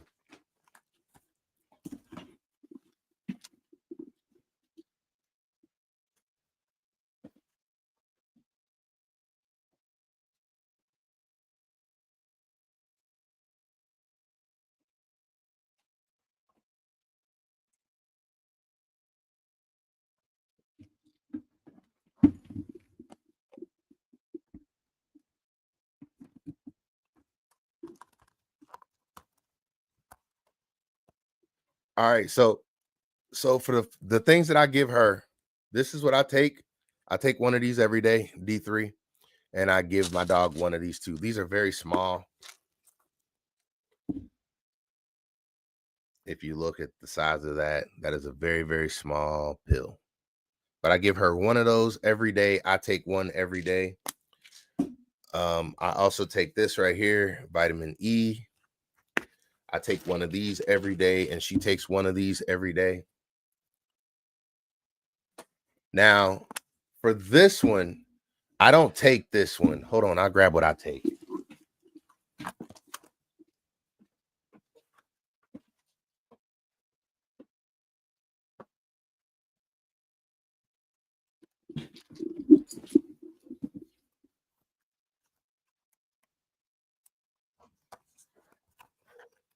So the thing with this one is, if you look, this is what I give her: fish oil.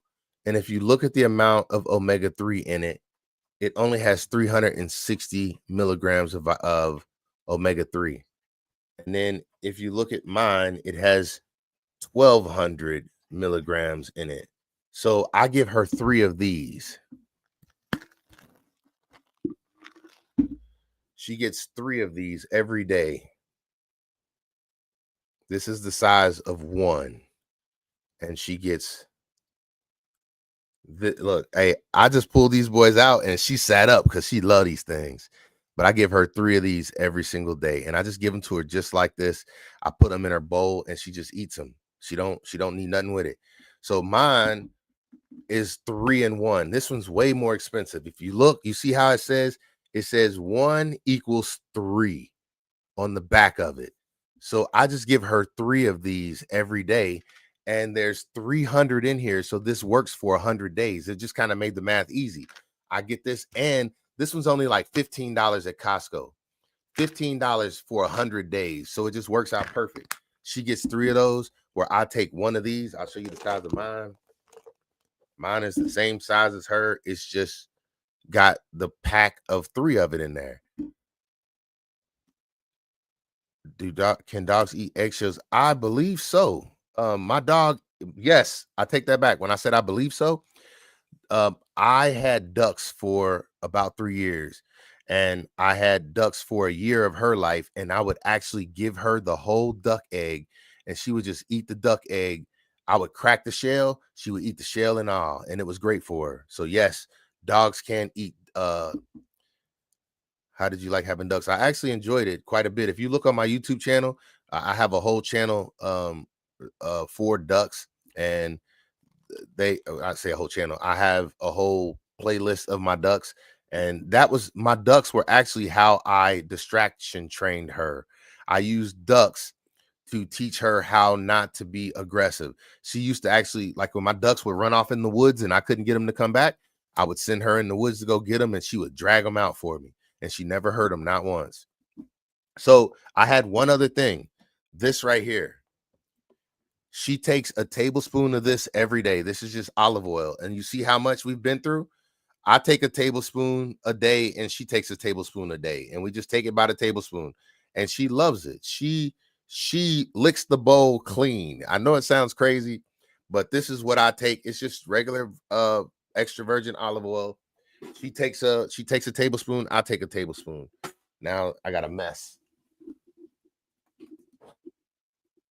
But so all this stuff is in my office area. Hold on right quick. Well, I can use this. And I need to clean this office up.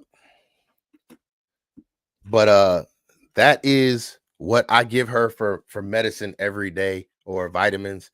And this is what keeps her coat like this. So vitamin D is for healthy it says support healthy bones and teeth, which I want my dog to have healthy teeth, and I do too, and bones.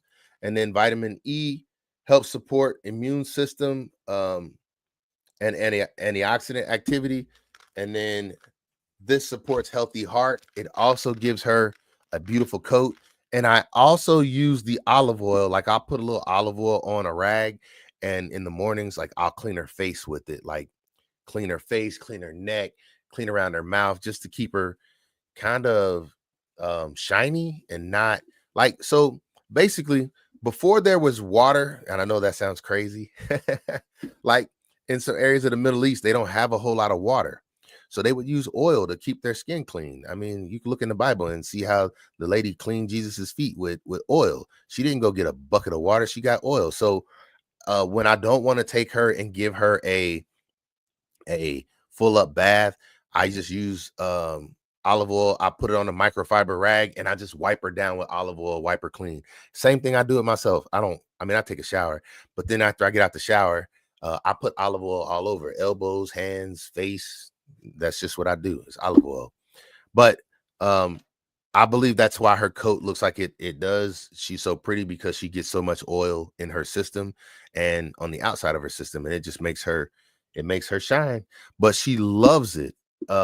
People are like, "Oh, she must be super hungry."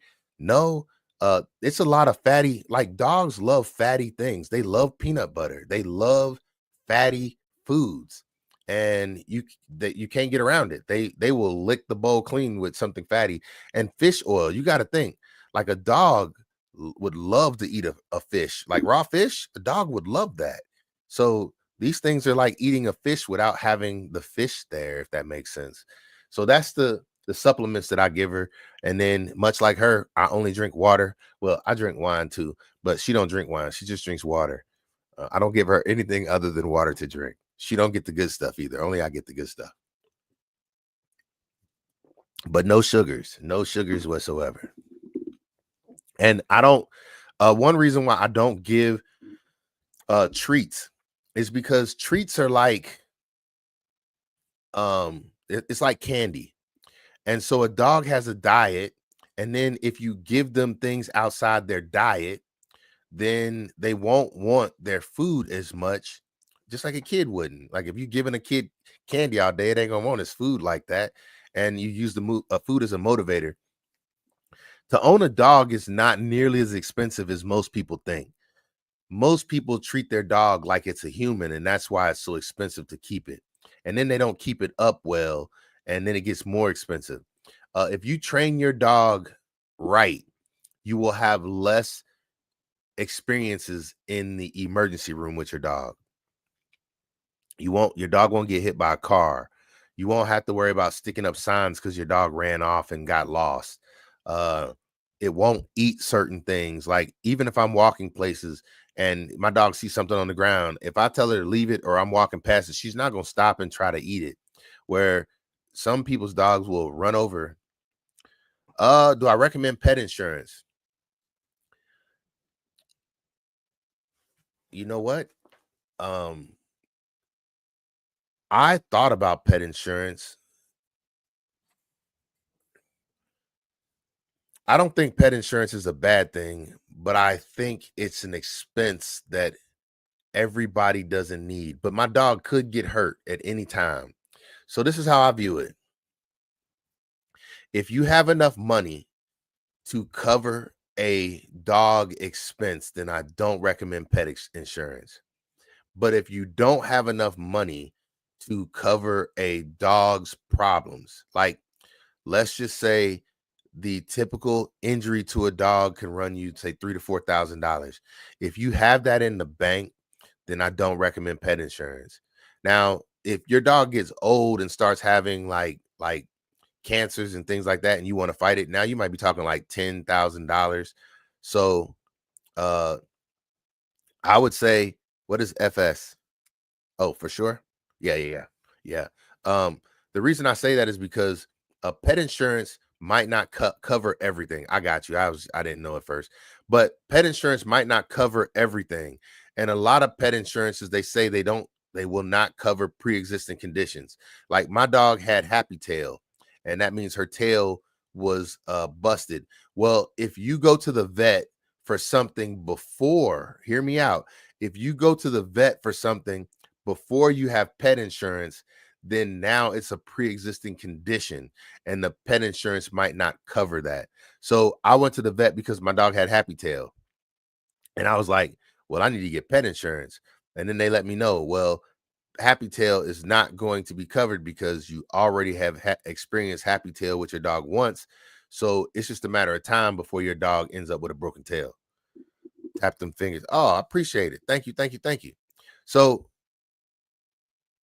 yeah, thank you. Hey, thank you. So anyway, I'm saying for pet insurance, let's look up pet insurance right quick. Oh, we didn't say what foods a dog couldn't eat. Let me hit that one right quick first. So what foods can dogs not eat? Avocados, cherries, grapes and raisins. Ooh, my dog has ate a grape before. I need to make sure that one. Well, grapes and raisins are the same thing, but it sits here and says grapes are not supposed to be eaten. I did not know that. So I will make sure now to do my best not to let my dog eat grapes. Limes, plums, fruits, fruits to feed with caution, peaches and apricots. What vegetables can dogs eat? Asparagus, broccoli, Brussels sprouts, carrots. My dog loves carrots. Lime is surprising. Yeah. Grapes were too. My dog is eating grapes. I did not know that. I'm gonna go back and look at why. But 12 veggies that are safe for dogs. Asparagus, broccoli. My dog's eating broccoli. She likes it. Brussels sprouts, carrots. My dog loves carrots. I give her the carrots from Buffalo Wild Wings all the time. She crushes them. Or if they go bad in the house, not go bad, but we don't eat them anymore, I give them to her. The baby carrots, I give them to her. Cauliflower, celery. My dog loves celery too. Green beans, um, E D A M EDAMAME. Edamame? I don't know. And I feel crazy because I feel like I should know what that word is. But green beans, peas, potatoes, sweet potatoes, and zucchini. Can they eat spicy? I've never given my dog any kind of like table food. Never. Only thing that she's ever had that I consider to be table food, I eat chicken sausage for breakfast every single morning. And whenever my chicken sausage does not get eaten by me, I give it to her. That is the only thing that I consider the foods that, other than these fruits and vegetables, she doesn't eat any table foods whatsoever. And I would say, don't give your dog table food unless you want to create a bad habit. Like having your dog beg from you. Whenever I come in my office with cheese, my dog sits up and I mean, she's in her crate. Now she's not in her crate, locked in her crate, but she's in her crate. She sits up as soon as she sees me eating like cheese and crackers or those little fruit trays that have cheese in them. Not fruit trays. Yeah, it's like little peel things. You got cheese on one side, crackers on the other. You put them together and you eat them at the same time. As soon as you see me come in the room with that, it's like she starts staring at me, and it's like, would you not? I got a little curtain I put over at nighttime because my basil plants are always getting light, so I don't make her get light. But she eats cheese, and that's it. I would not encourage giving your dog anything spicy, but I'll look it up. It's not something I would see in the wild, but I'll look it up. So, what was I saying about grapes? Under no circumstance should a dog eat grapes or raisins. These healthy snacks for humans are highly toxic. Ooh, my goodness. Highly toxic to our four-legged friends. So don't let your dog eat grapes. Both grapes and raisins cause kidney failure in dogs. Your dog doesn't need to consume a large amount of grapes or raisins to suffer ill effects. No quantity is considered safe. Oh my goodness, my dog has eaten grapes before. And so y'all just heard it though. Under no circumstance. Cherries land a list of toxic fruits for dogs for 3 reasons. Cherry pits contain um, cyanide, and even small amounts of cyanide can be toxic to a dog. Cherry pits can pose choking hazard and have the potential to cause an intestinal blockage. The fruit itself can cause stomach upset. So cherries, there you have it. That's why I don't give them cherries. All parts of avocado, the leaves, fruit, pit, and skin contain a fungicidal toxin called persin, persin, persin, while the avocado flesh contains less persin and may be okay in small quantities. The leaves, pits, and skin have more concentrated volume, making those parts potentially more toxic to dogs.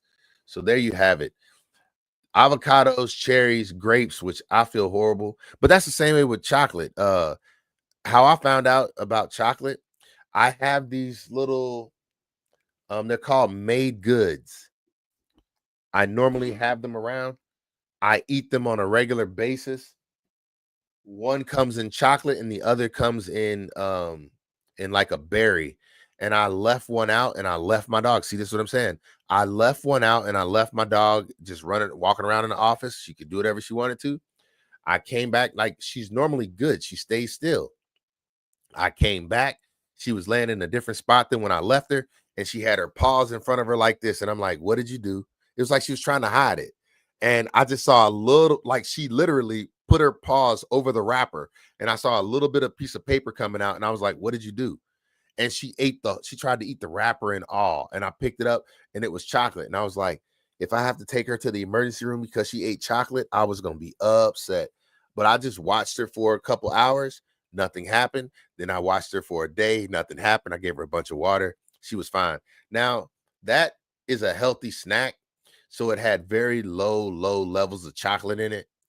But chocolate is another one of those things you don't want your dog to eat. I found that out the hard way. Also, if you decide to give your dog vitamin D, there is a certain amount of vitamin D that you're allowed to give your dog per its body weight. I would say do your research before you go doing that. Do not just take my word and start giving your dog vitamin D. Look up how much your dog weighs and how much vitamin D your dog is allowed to take in, because you want to be safe. This is another thing that have given too much of it. Basically, they can't get it out in their urine system. So they have to be able to get it out in their body. So just be careful of that too. Don't just go giving your dog the highest dose of vitamin D you can give it, because it can cause problems in the dog's body. So what was that other question you asked me? I guess I could look, huh? Here we go. I'm going to look up dogs and spicy food. Dogs and spicy. Wow, it's up there too. Dogs and spicy food. No, dogs should not eat spicy food. Dogs should not eat spicy. Dogs should not eat spicy food. Painful experience. Spicy foods can cause a burning sensation on the dog's taste receptors, which can be painful and unpleasant. Digestion issues. Spicy food can upset the dog's digestive system and cause stomach problems like diarrhea, gas, and pain. Excessive thirst. Spicy foods can cause excessive thirst, which can lead to vomiting. So do not give your dog spicy food. No, don't put salsa on his kibble. Especially if he's 8 weeks old. Don't do it. I could see that though. I can see spicy foods not being good for a dog. I don't think spicy foods be all that good for most people. Don't put it on no kibble. I guarantee your dog will try to eat it if you leave it out too. That's what I'm saying. Hey, I'm learning a lot here too. I ain't gonna lie to y'all. Y'all sitting here teaching me because I did not know that about grapes, and I know my dog has eaten a grape, and they said by under no circumstance should they eat a grape. So same way with chocolate. Under no circumstance should they eat chocolate. My dog has also eaten chocolate by accident. Well, she ate it on purpose. I let her eat it by accident by not paying attention. So I want to make it clear. Just because I'm sitting here doing the tips and giving advice, I want you to know that the only reason I know these things is because of situations like this or situations like that where I learned the hard way. So nobody's perfect. You're going to make mistakes. I have made several mistakes with my logo. Oh my goodness. So the first mistake I made is I burned the bottom of her feet. When I first got her, she was young and I was taking her for walks every day. It was the day that I got her was the first day I brought her home.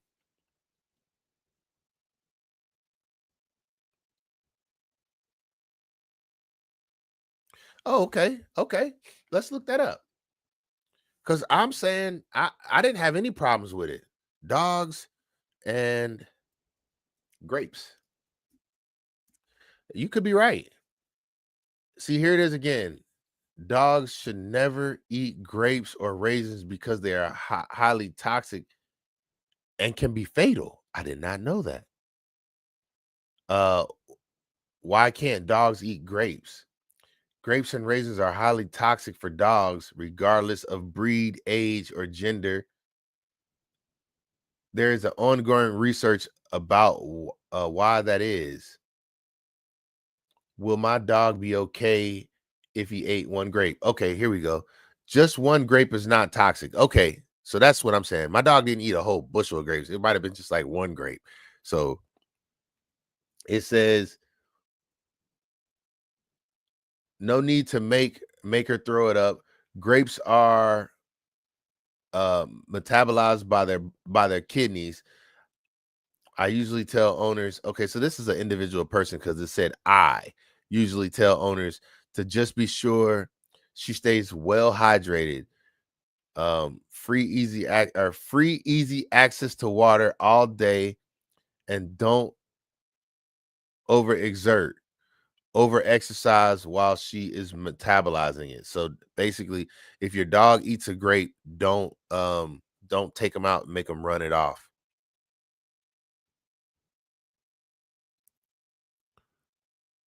Yeah, I don't know. Everything that I'm seeing so far, can dogs eat grapes? No dogs. Yeah, everything. American Kennel Club says no. Just Answer says no. Discussion forums. Are grapes actually that bad for dogs? Let's see what this discussion forum has to say. Hold on, wait.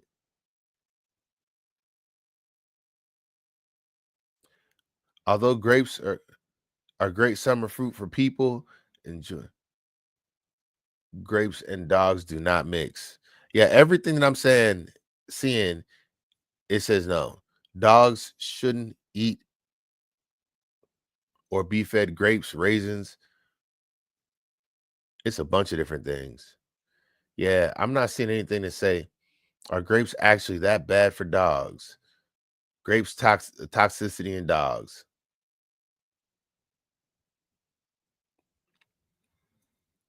Is grape jelly bad for dogs?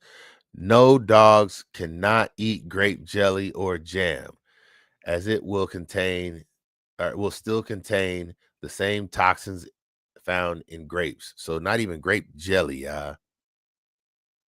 don't let it eat toast with grape jelly on it. What Hector say? Yeah, I'm gonna go no for grapes too, because I haven't seen one thing that say that. Now, one thing that I had to do some research on. So I had walked past a pile of deer poo in my yard several times, and I let my dog go free. Like I'd be like free, and she can go do whatever she wants to when I release her to go free. And so I'm out cleaning up in my yard and I see her in one spot and she's just going to town. And every last one of these were bigger than Raisinets. Like they were pretty big ones. Like it looked like a buck went in my yard. And she ate every last one of them. And I'm just like, that's disgusting. Like this one reason why I will never let a dog lick me in my face or my mouth. They eat the strangest stuff. Like this dog ate deer poop.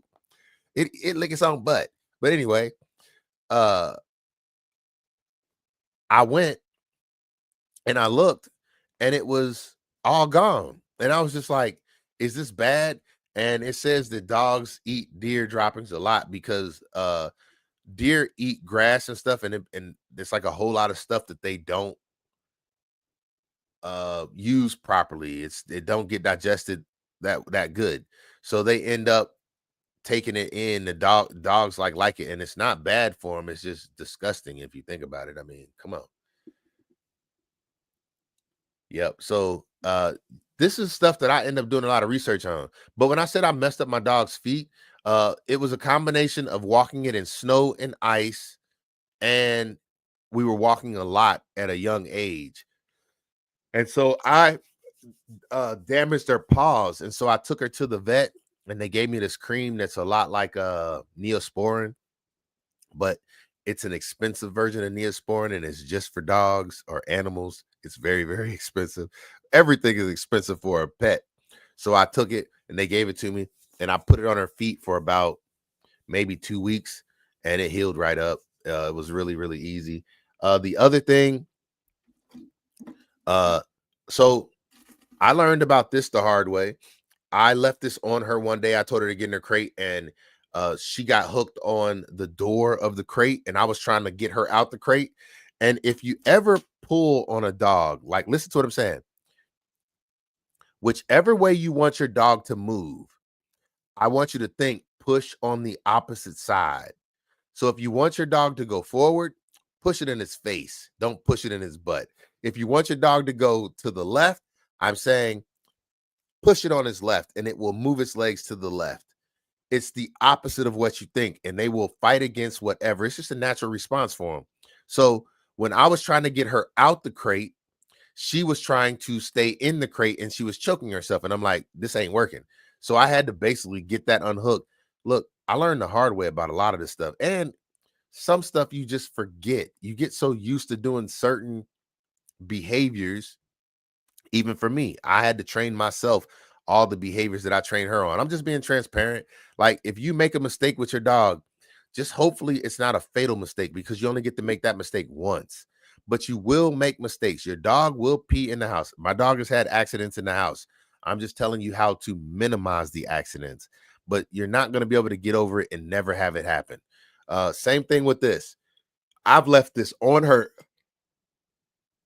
Excuse me. I've left this on her neck too long, and that it doesn't. It causes irritation, and wherever you cause irritation, you will lose fur. Same way, if you cause irritation on your skin in one spot, you'll lose hair there. Blessedly, her fur has always come back. It hasn't been like a bald spot. But also, you can use these too hot, or they can irritate by using them in the same spot over and over and over again. I had a habit of I wanted her flashlight to be on the bottom, pointing towards the ground. And so every time I put it on her, she's on my left-hand side. So I would just put it on her and tighten it down. And this would go in the same spot every single time, those prongs, because the light needed to be facing the ground. So that's another thing. These are adjustable. You could slide this around, slide it to different areas. But I always wanted the light facing down on the ground so that my dog could be seen at nighttime. So that's another thing. Don't leave these on longer than 12 hours, which I have forgotten several times. And try to make sure you put it in different locations so that it doesn't irritate the skin. Basically, you learn as you go. You're going to make mistakes. I made plenty of mistakes, but that's what learning is. And once you make the mistakes, just try not to make it again. Yeah. No to licking in the face. I do not. I don't let my dog lick me nowhere. My dog lick my hand. I'd be like, ah.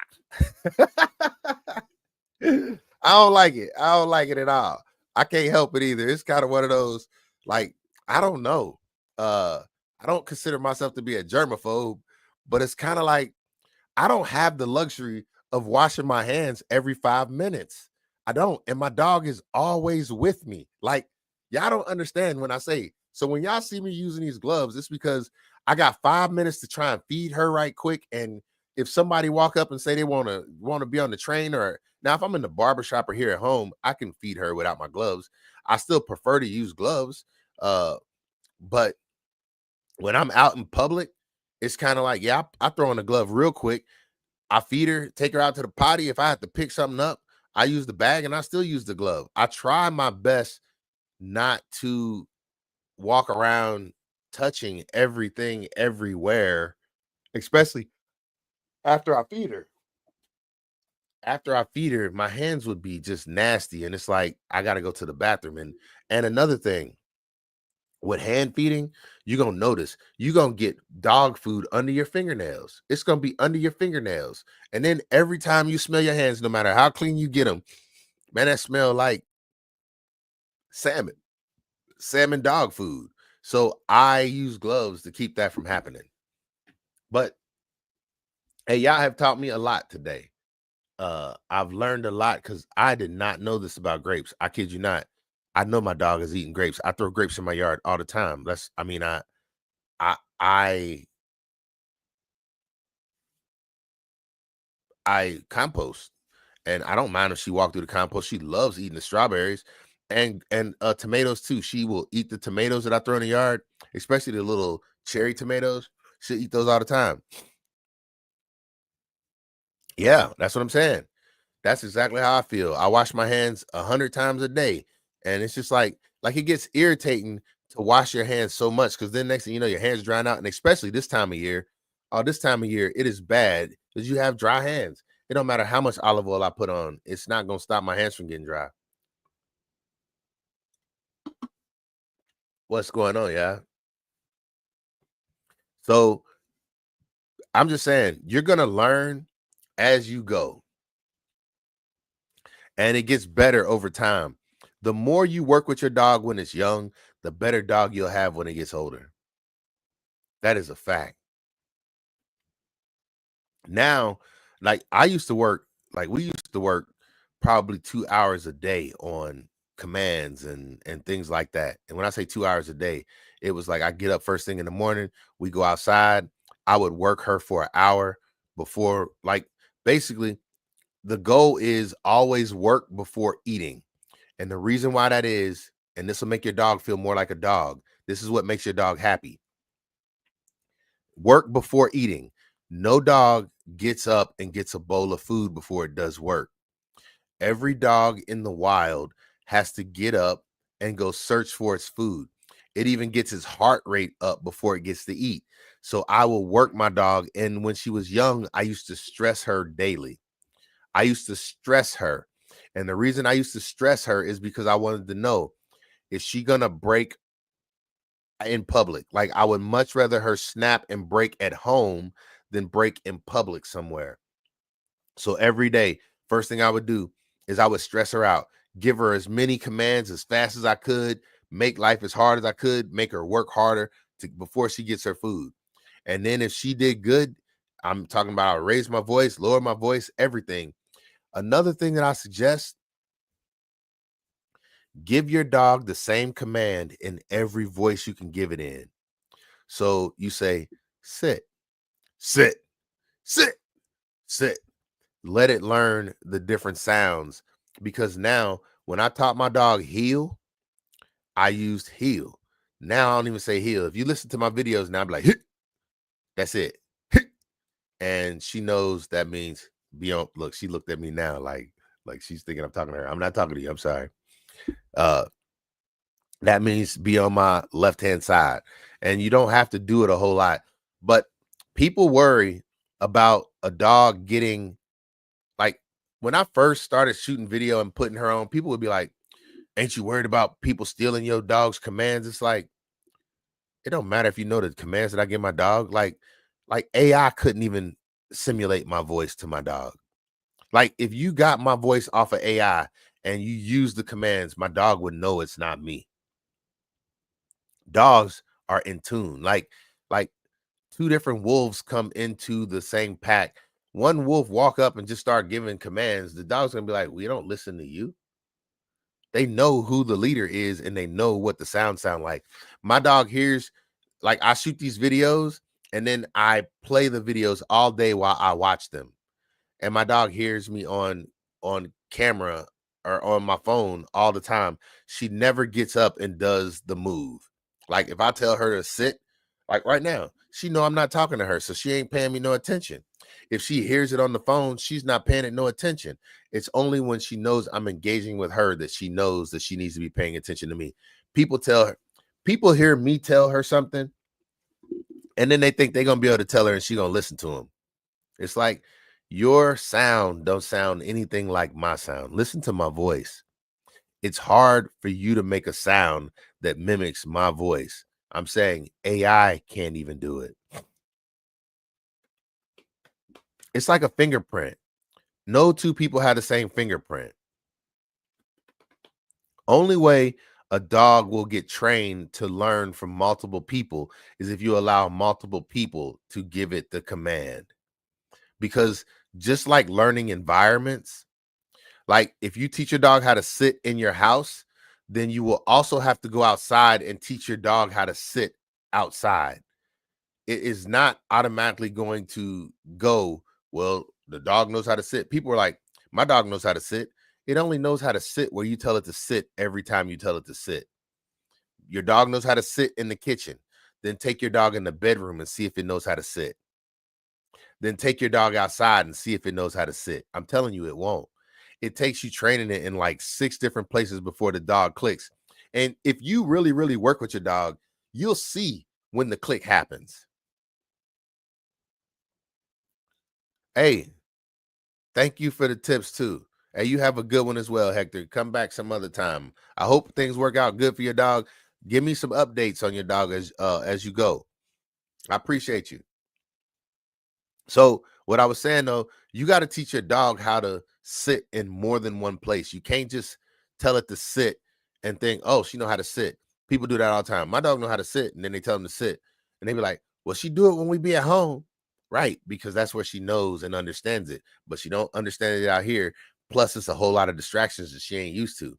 When your dog knows it knows it no matter where you go, no matter what you do, and that just takes time.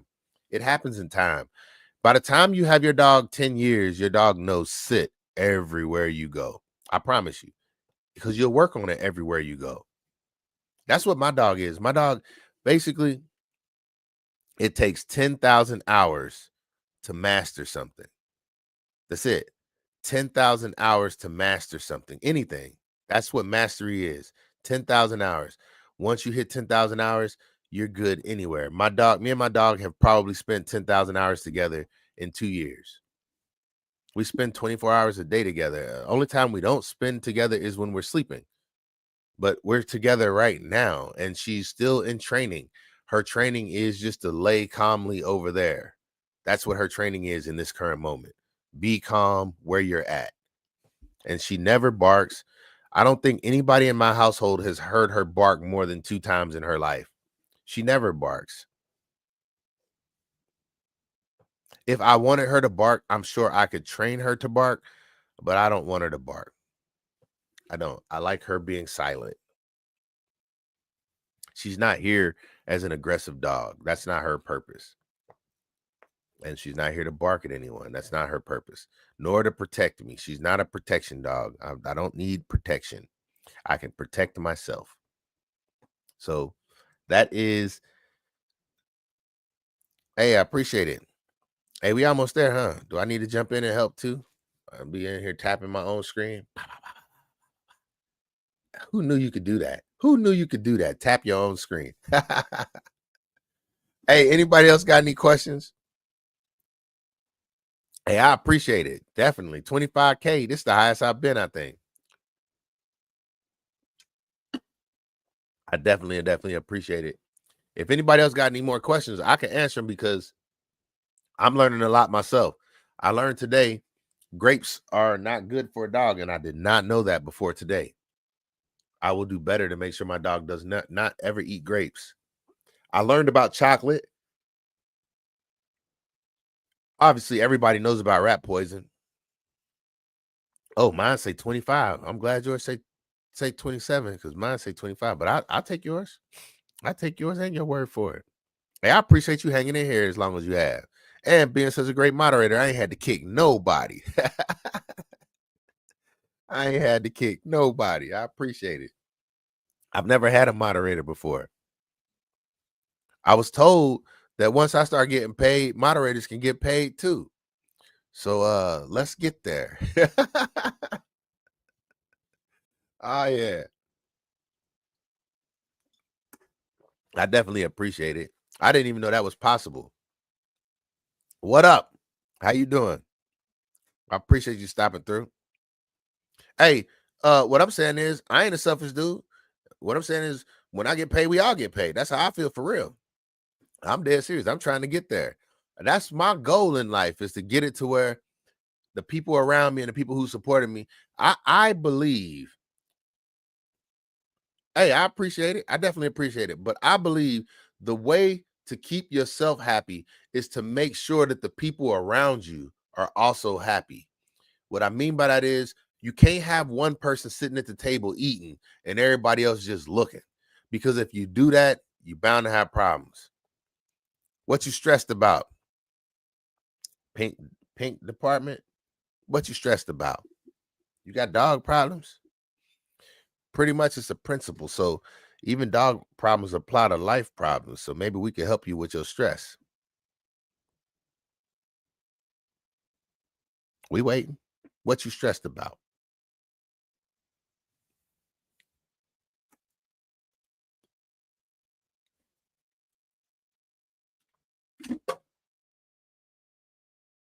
A lot of stress? Hey, but anybody else got any questions too? I hear you out though, Pink, when you get it up there. I'm gonna look up, let's look up pet insurance. Good pet insurance for dogs. How about that? Top 5 pet insurance best plans in Ohio. Number 1 pet insurance for 2024. So Lemonade cover starts as little as $10 a month. Pets Best save up to 90% on eligible veterinary costs. MetLife reimburse up to 100% of veterinary costs. Lemonade is number 1. Cover starting as little as $10 a month. Multiple pets get additional discounts. Visit any licensed vet and save huge savings on tests, vaccines, and essential care. Sign up in seconds, get paid in minutes. Pets Best. I already read that. 90% of eligible veterinary costs. Top rated mobile app for easy claim submission. Flexible coverage options. Unlimited annual coverage. Use any veterinarian veterinarian in the US and Canada. So you can go to anybody. MetLife reimburse up to 100% of vet costs, coverage options for less than $1 a day. So that's like $30 a month, 31. The other one was $10 a month. So take your dog to any licensed vet, emergency clinic, or specialist in the US. Coverage for dogs of any age and breed. Get a free quote in 2 minutes or less. Personalized plans. Let's see. Embrace. Plans that fit every budget. Up to 90% back on vet bills. Award-winning customer service. 24/7 pet health support line. Even on holidays. Spot. Affordable dog insurance for a range of budgets. Save 10% for eligible multiple pets. Visit any U.S. licensed veterinarian or specialist. 30-day money back guarantee. Then you got Care Plus and WAG, but they all look like they just say the same thing. Prescriptions bought through Chewy, you can get 100% out. The last two are no good. I read the top 5. We'll just stick with the top 5. Me personally, I won't have pet insurance. I'm good, kind of stressed. I'm tapped out real quick. Have dinner. I'm gonna tap in. All right. Hey, I'm gonna get off here in a little bit too. I'll probably be back on later on tonight. I'm about to go eat myself. He won't stop bringing up the time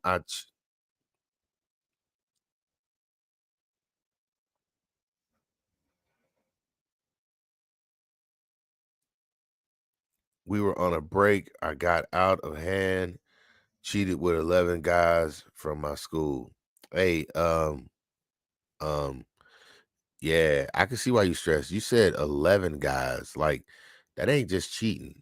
Like, you kind of went overboard with the get back, if you know what I mean. Like, you 11? 11? He won't use. Hold on, let's go over this right quick. This sounds interesting. So he won't stop bringing up. Did I miss something first? Let me read this. I'm kind of stressed.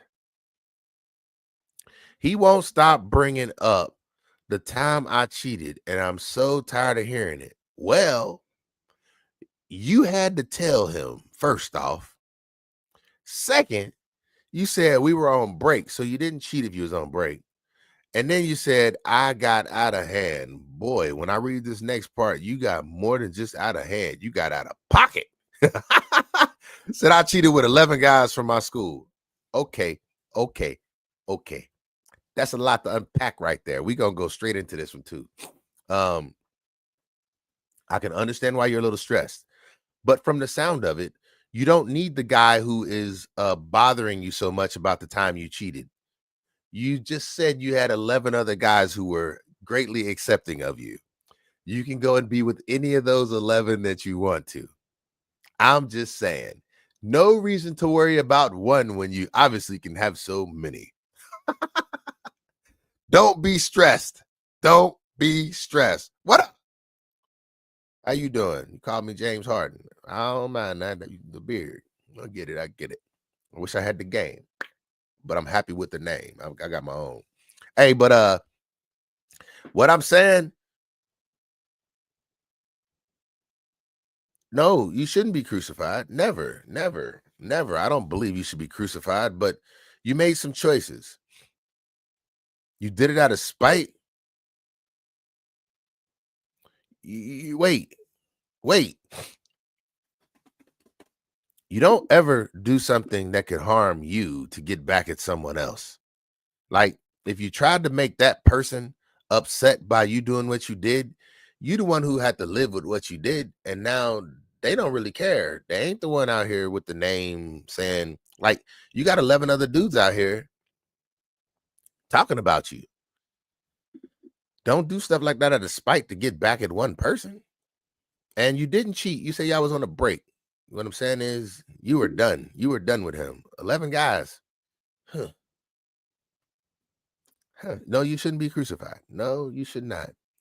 But boy, I tell you, you should not go back to a person who made you feel so that you had to do something so bad to get revenge on them.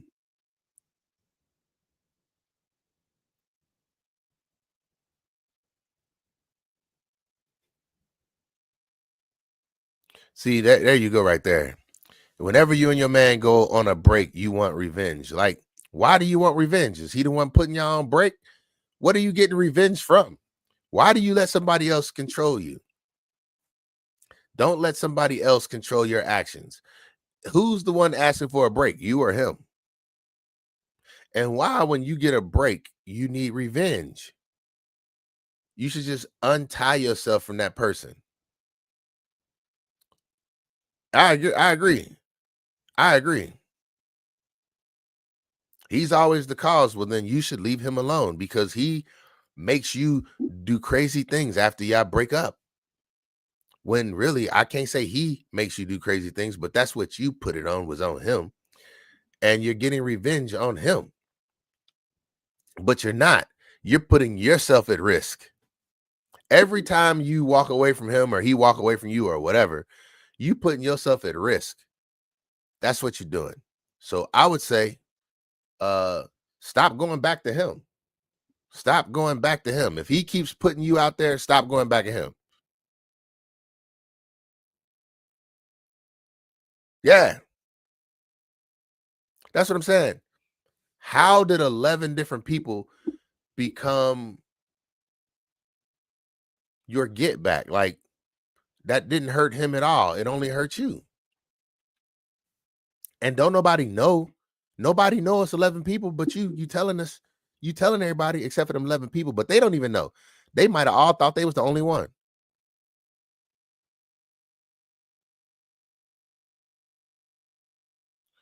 Well, then you don't need to be in a relationship. Not a relationship. Sound like you want multiple relationships. And if that's the only thing to make you feel better, what I'm saying is, if being with others is the only thing that makes you feel better, then there's a deeper issue. You got to figure out how to make you feel better. Yeah, love yourself more. That's right. That's what I was trying to say. Maybe I said it the wrong way, but that's it. That's it right there. You got to find a way to make you feel better. You're not hurting him. You're not hurting him. You actually, if you want to know a guy's opinion, when you came back to me and you let me know that 11 guys took my place, that just caused the next break. Forgive me for laughing. I'm sorry. But I'm just going to be honest. Uh, if you came back to me and told me 11 guys because we took a break, what I'm saying is we taking a break again and again and again. You basically, what I'm saying is, when you came back to him, you should just count him as the 12th guy, because that's all he looking at then. All I'm saying is, if y'all took a break, how long was y'all break? You ain't tell me that. How long was y'all on break? This is important. How long was y'all on break?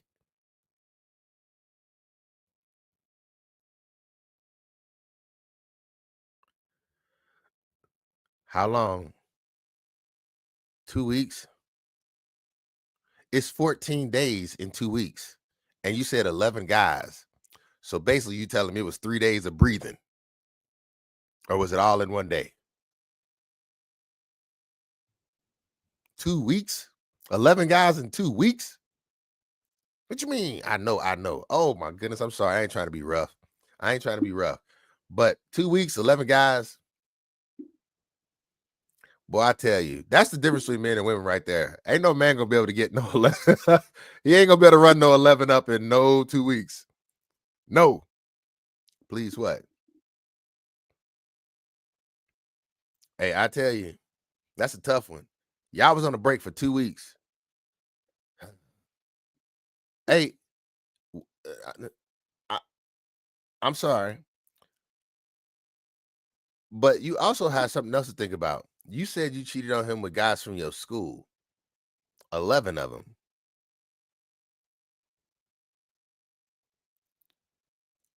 Hey, I'm saying, whether it's true or not, this makes for good conversation.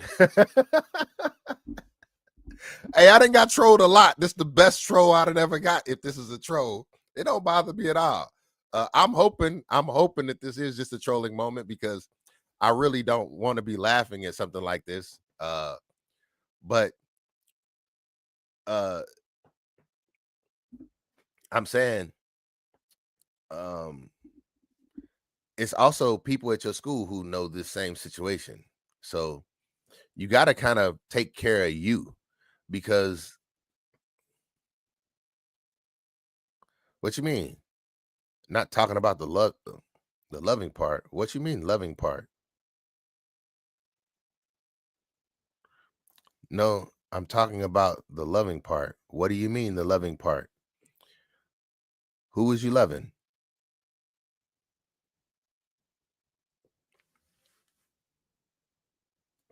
Hey, you just got this conversation going in a whole different direction.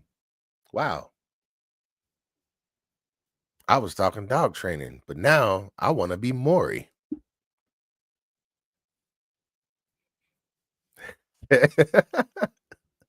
Hey, I appreciate it. I definitely appreciate it. I'm gonna be honest with you though.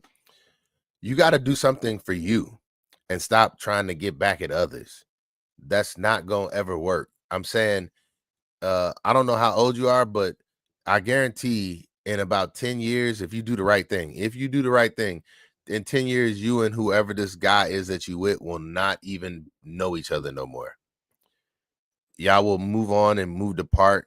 And you got to learn how to love you before you can expect anybody else to show you love or to love you. If you can't love yourself, it's gonna make others treat you that way. And getting back at someone but putting harm to your own body, or whatever you want to call it, use to your own body, whatever, you're not actually getting back at them. You're just gonna make yourself feel worse in the end, because um those 11 guys, they ain't gonna have respect for you. And the one who you were with, he definitely ain't your soulmate if y'all breaking up. And no, how could you think that? What up?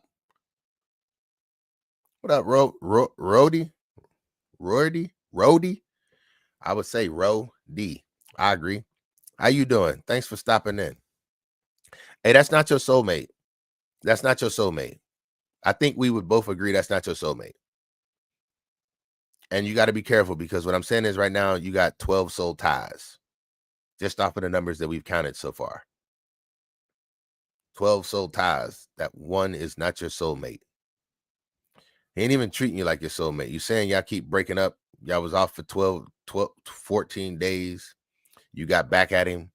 That ain't your soulmate. No way.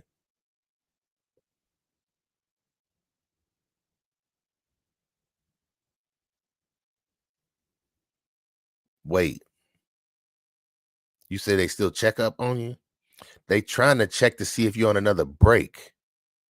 Guys don't get it that easy.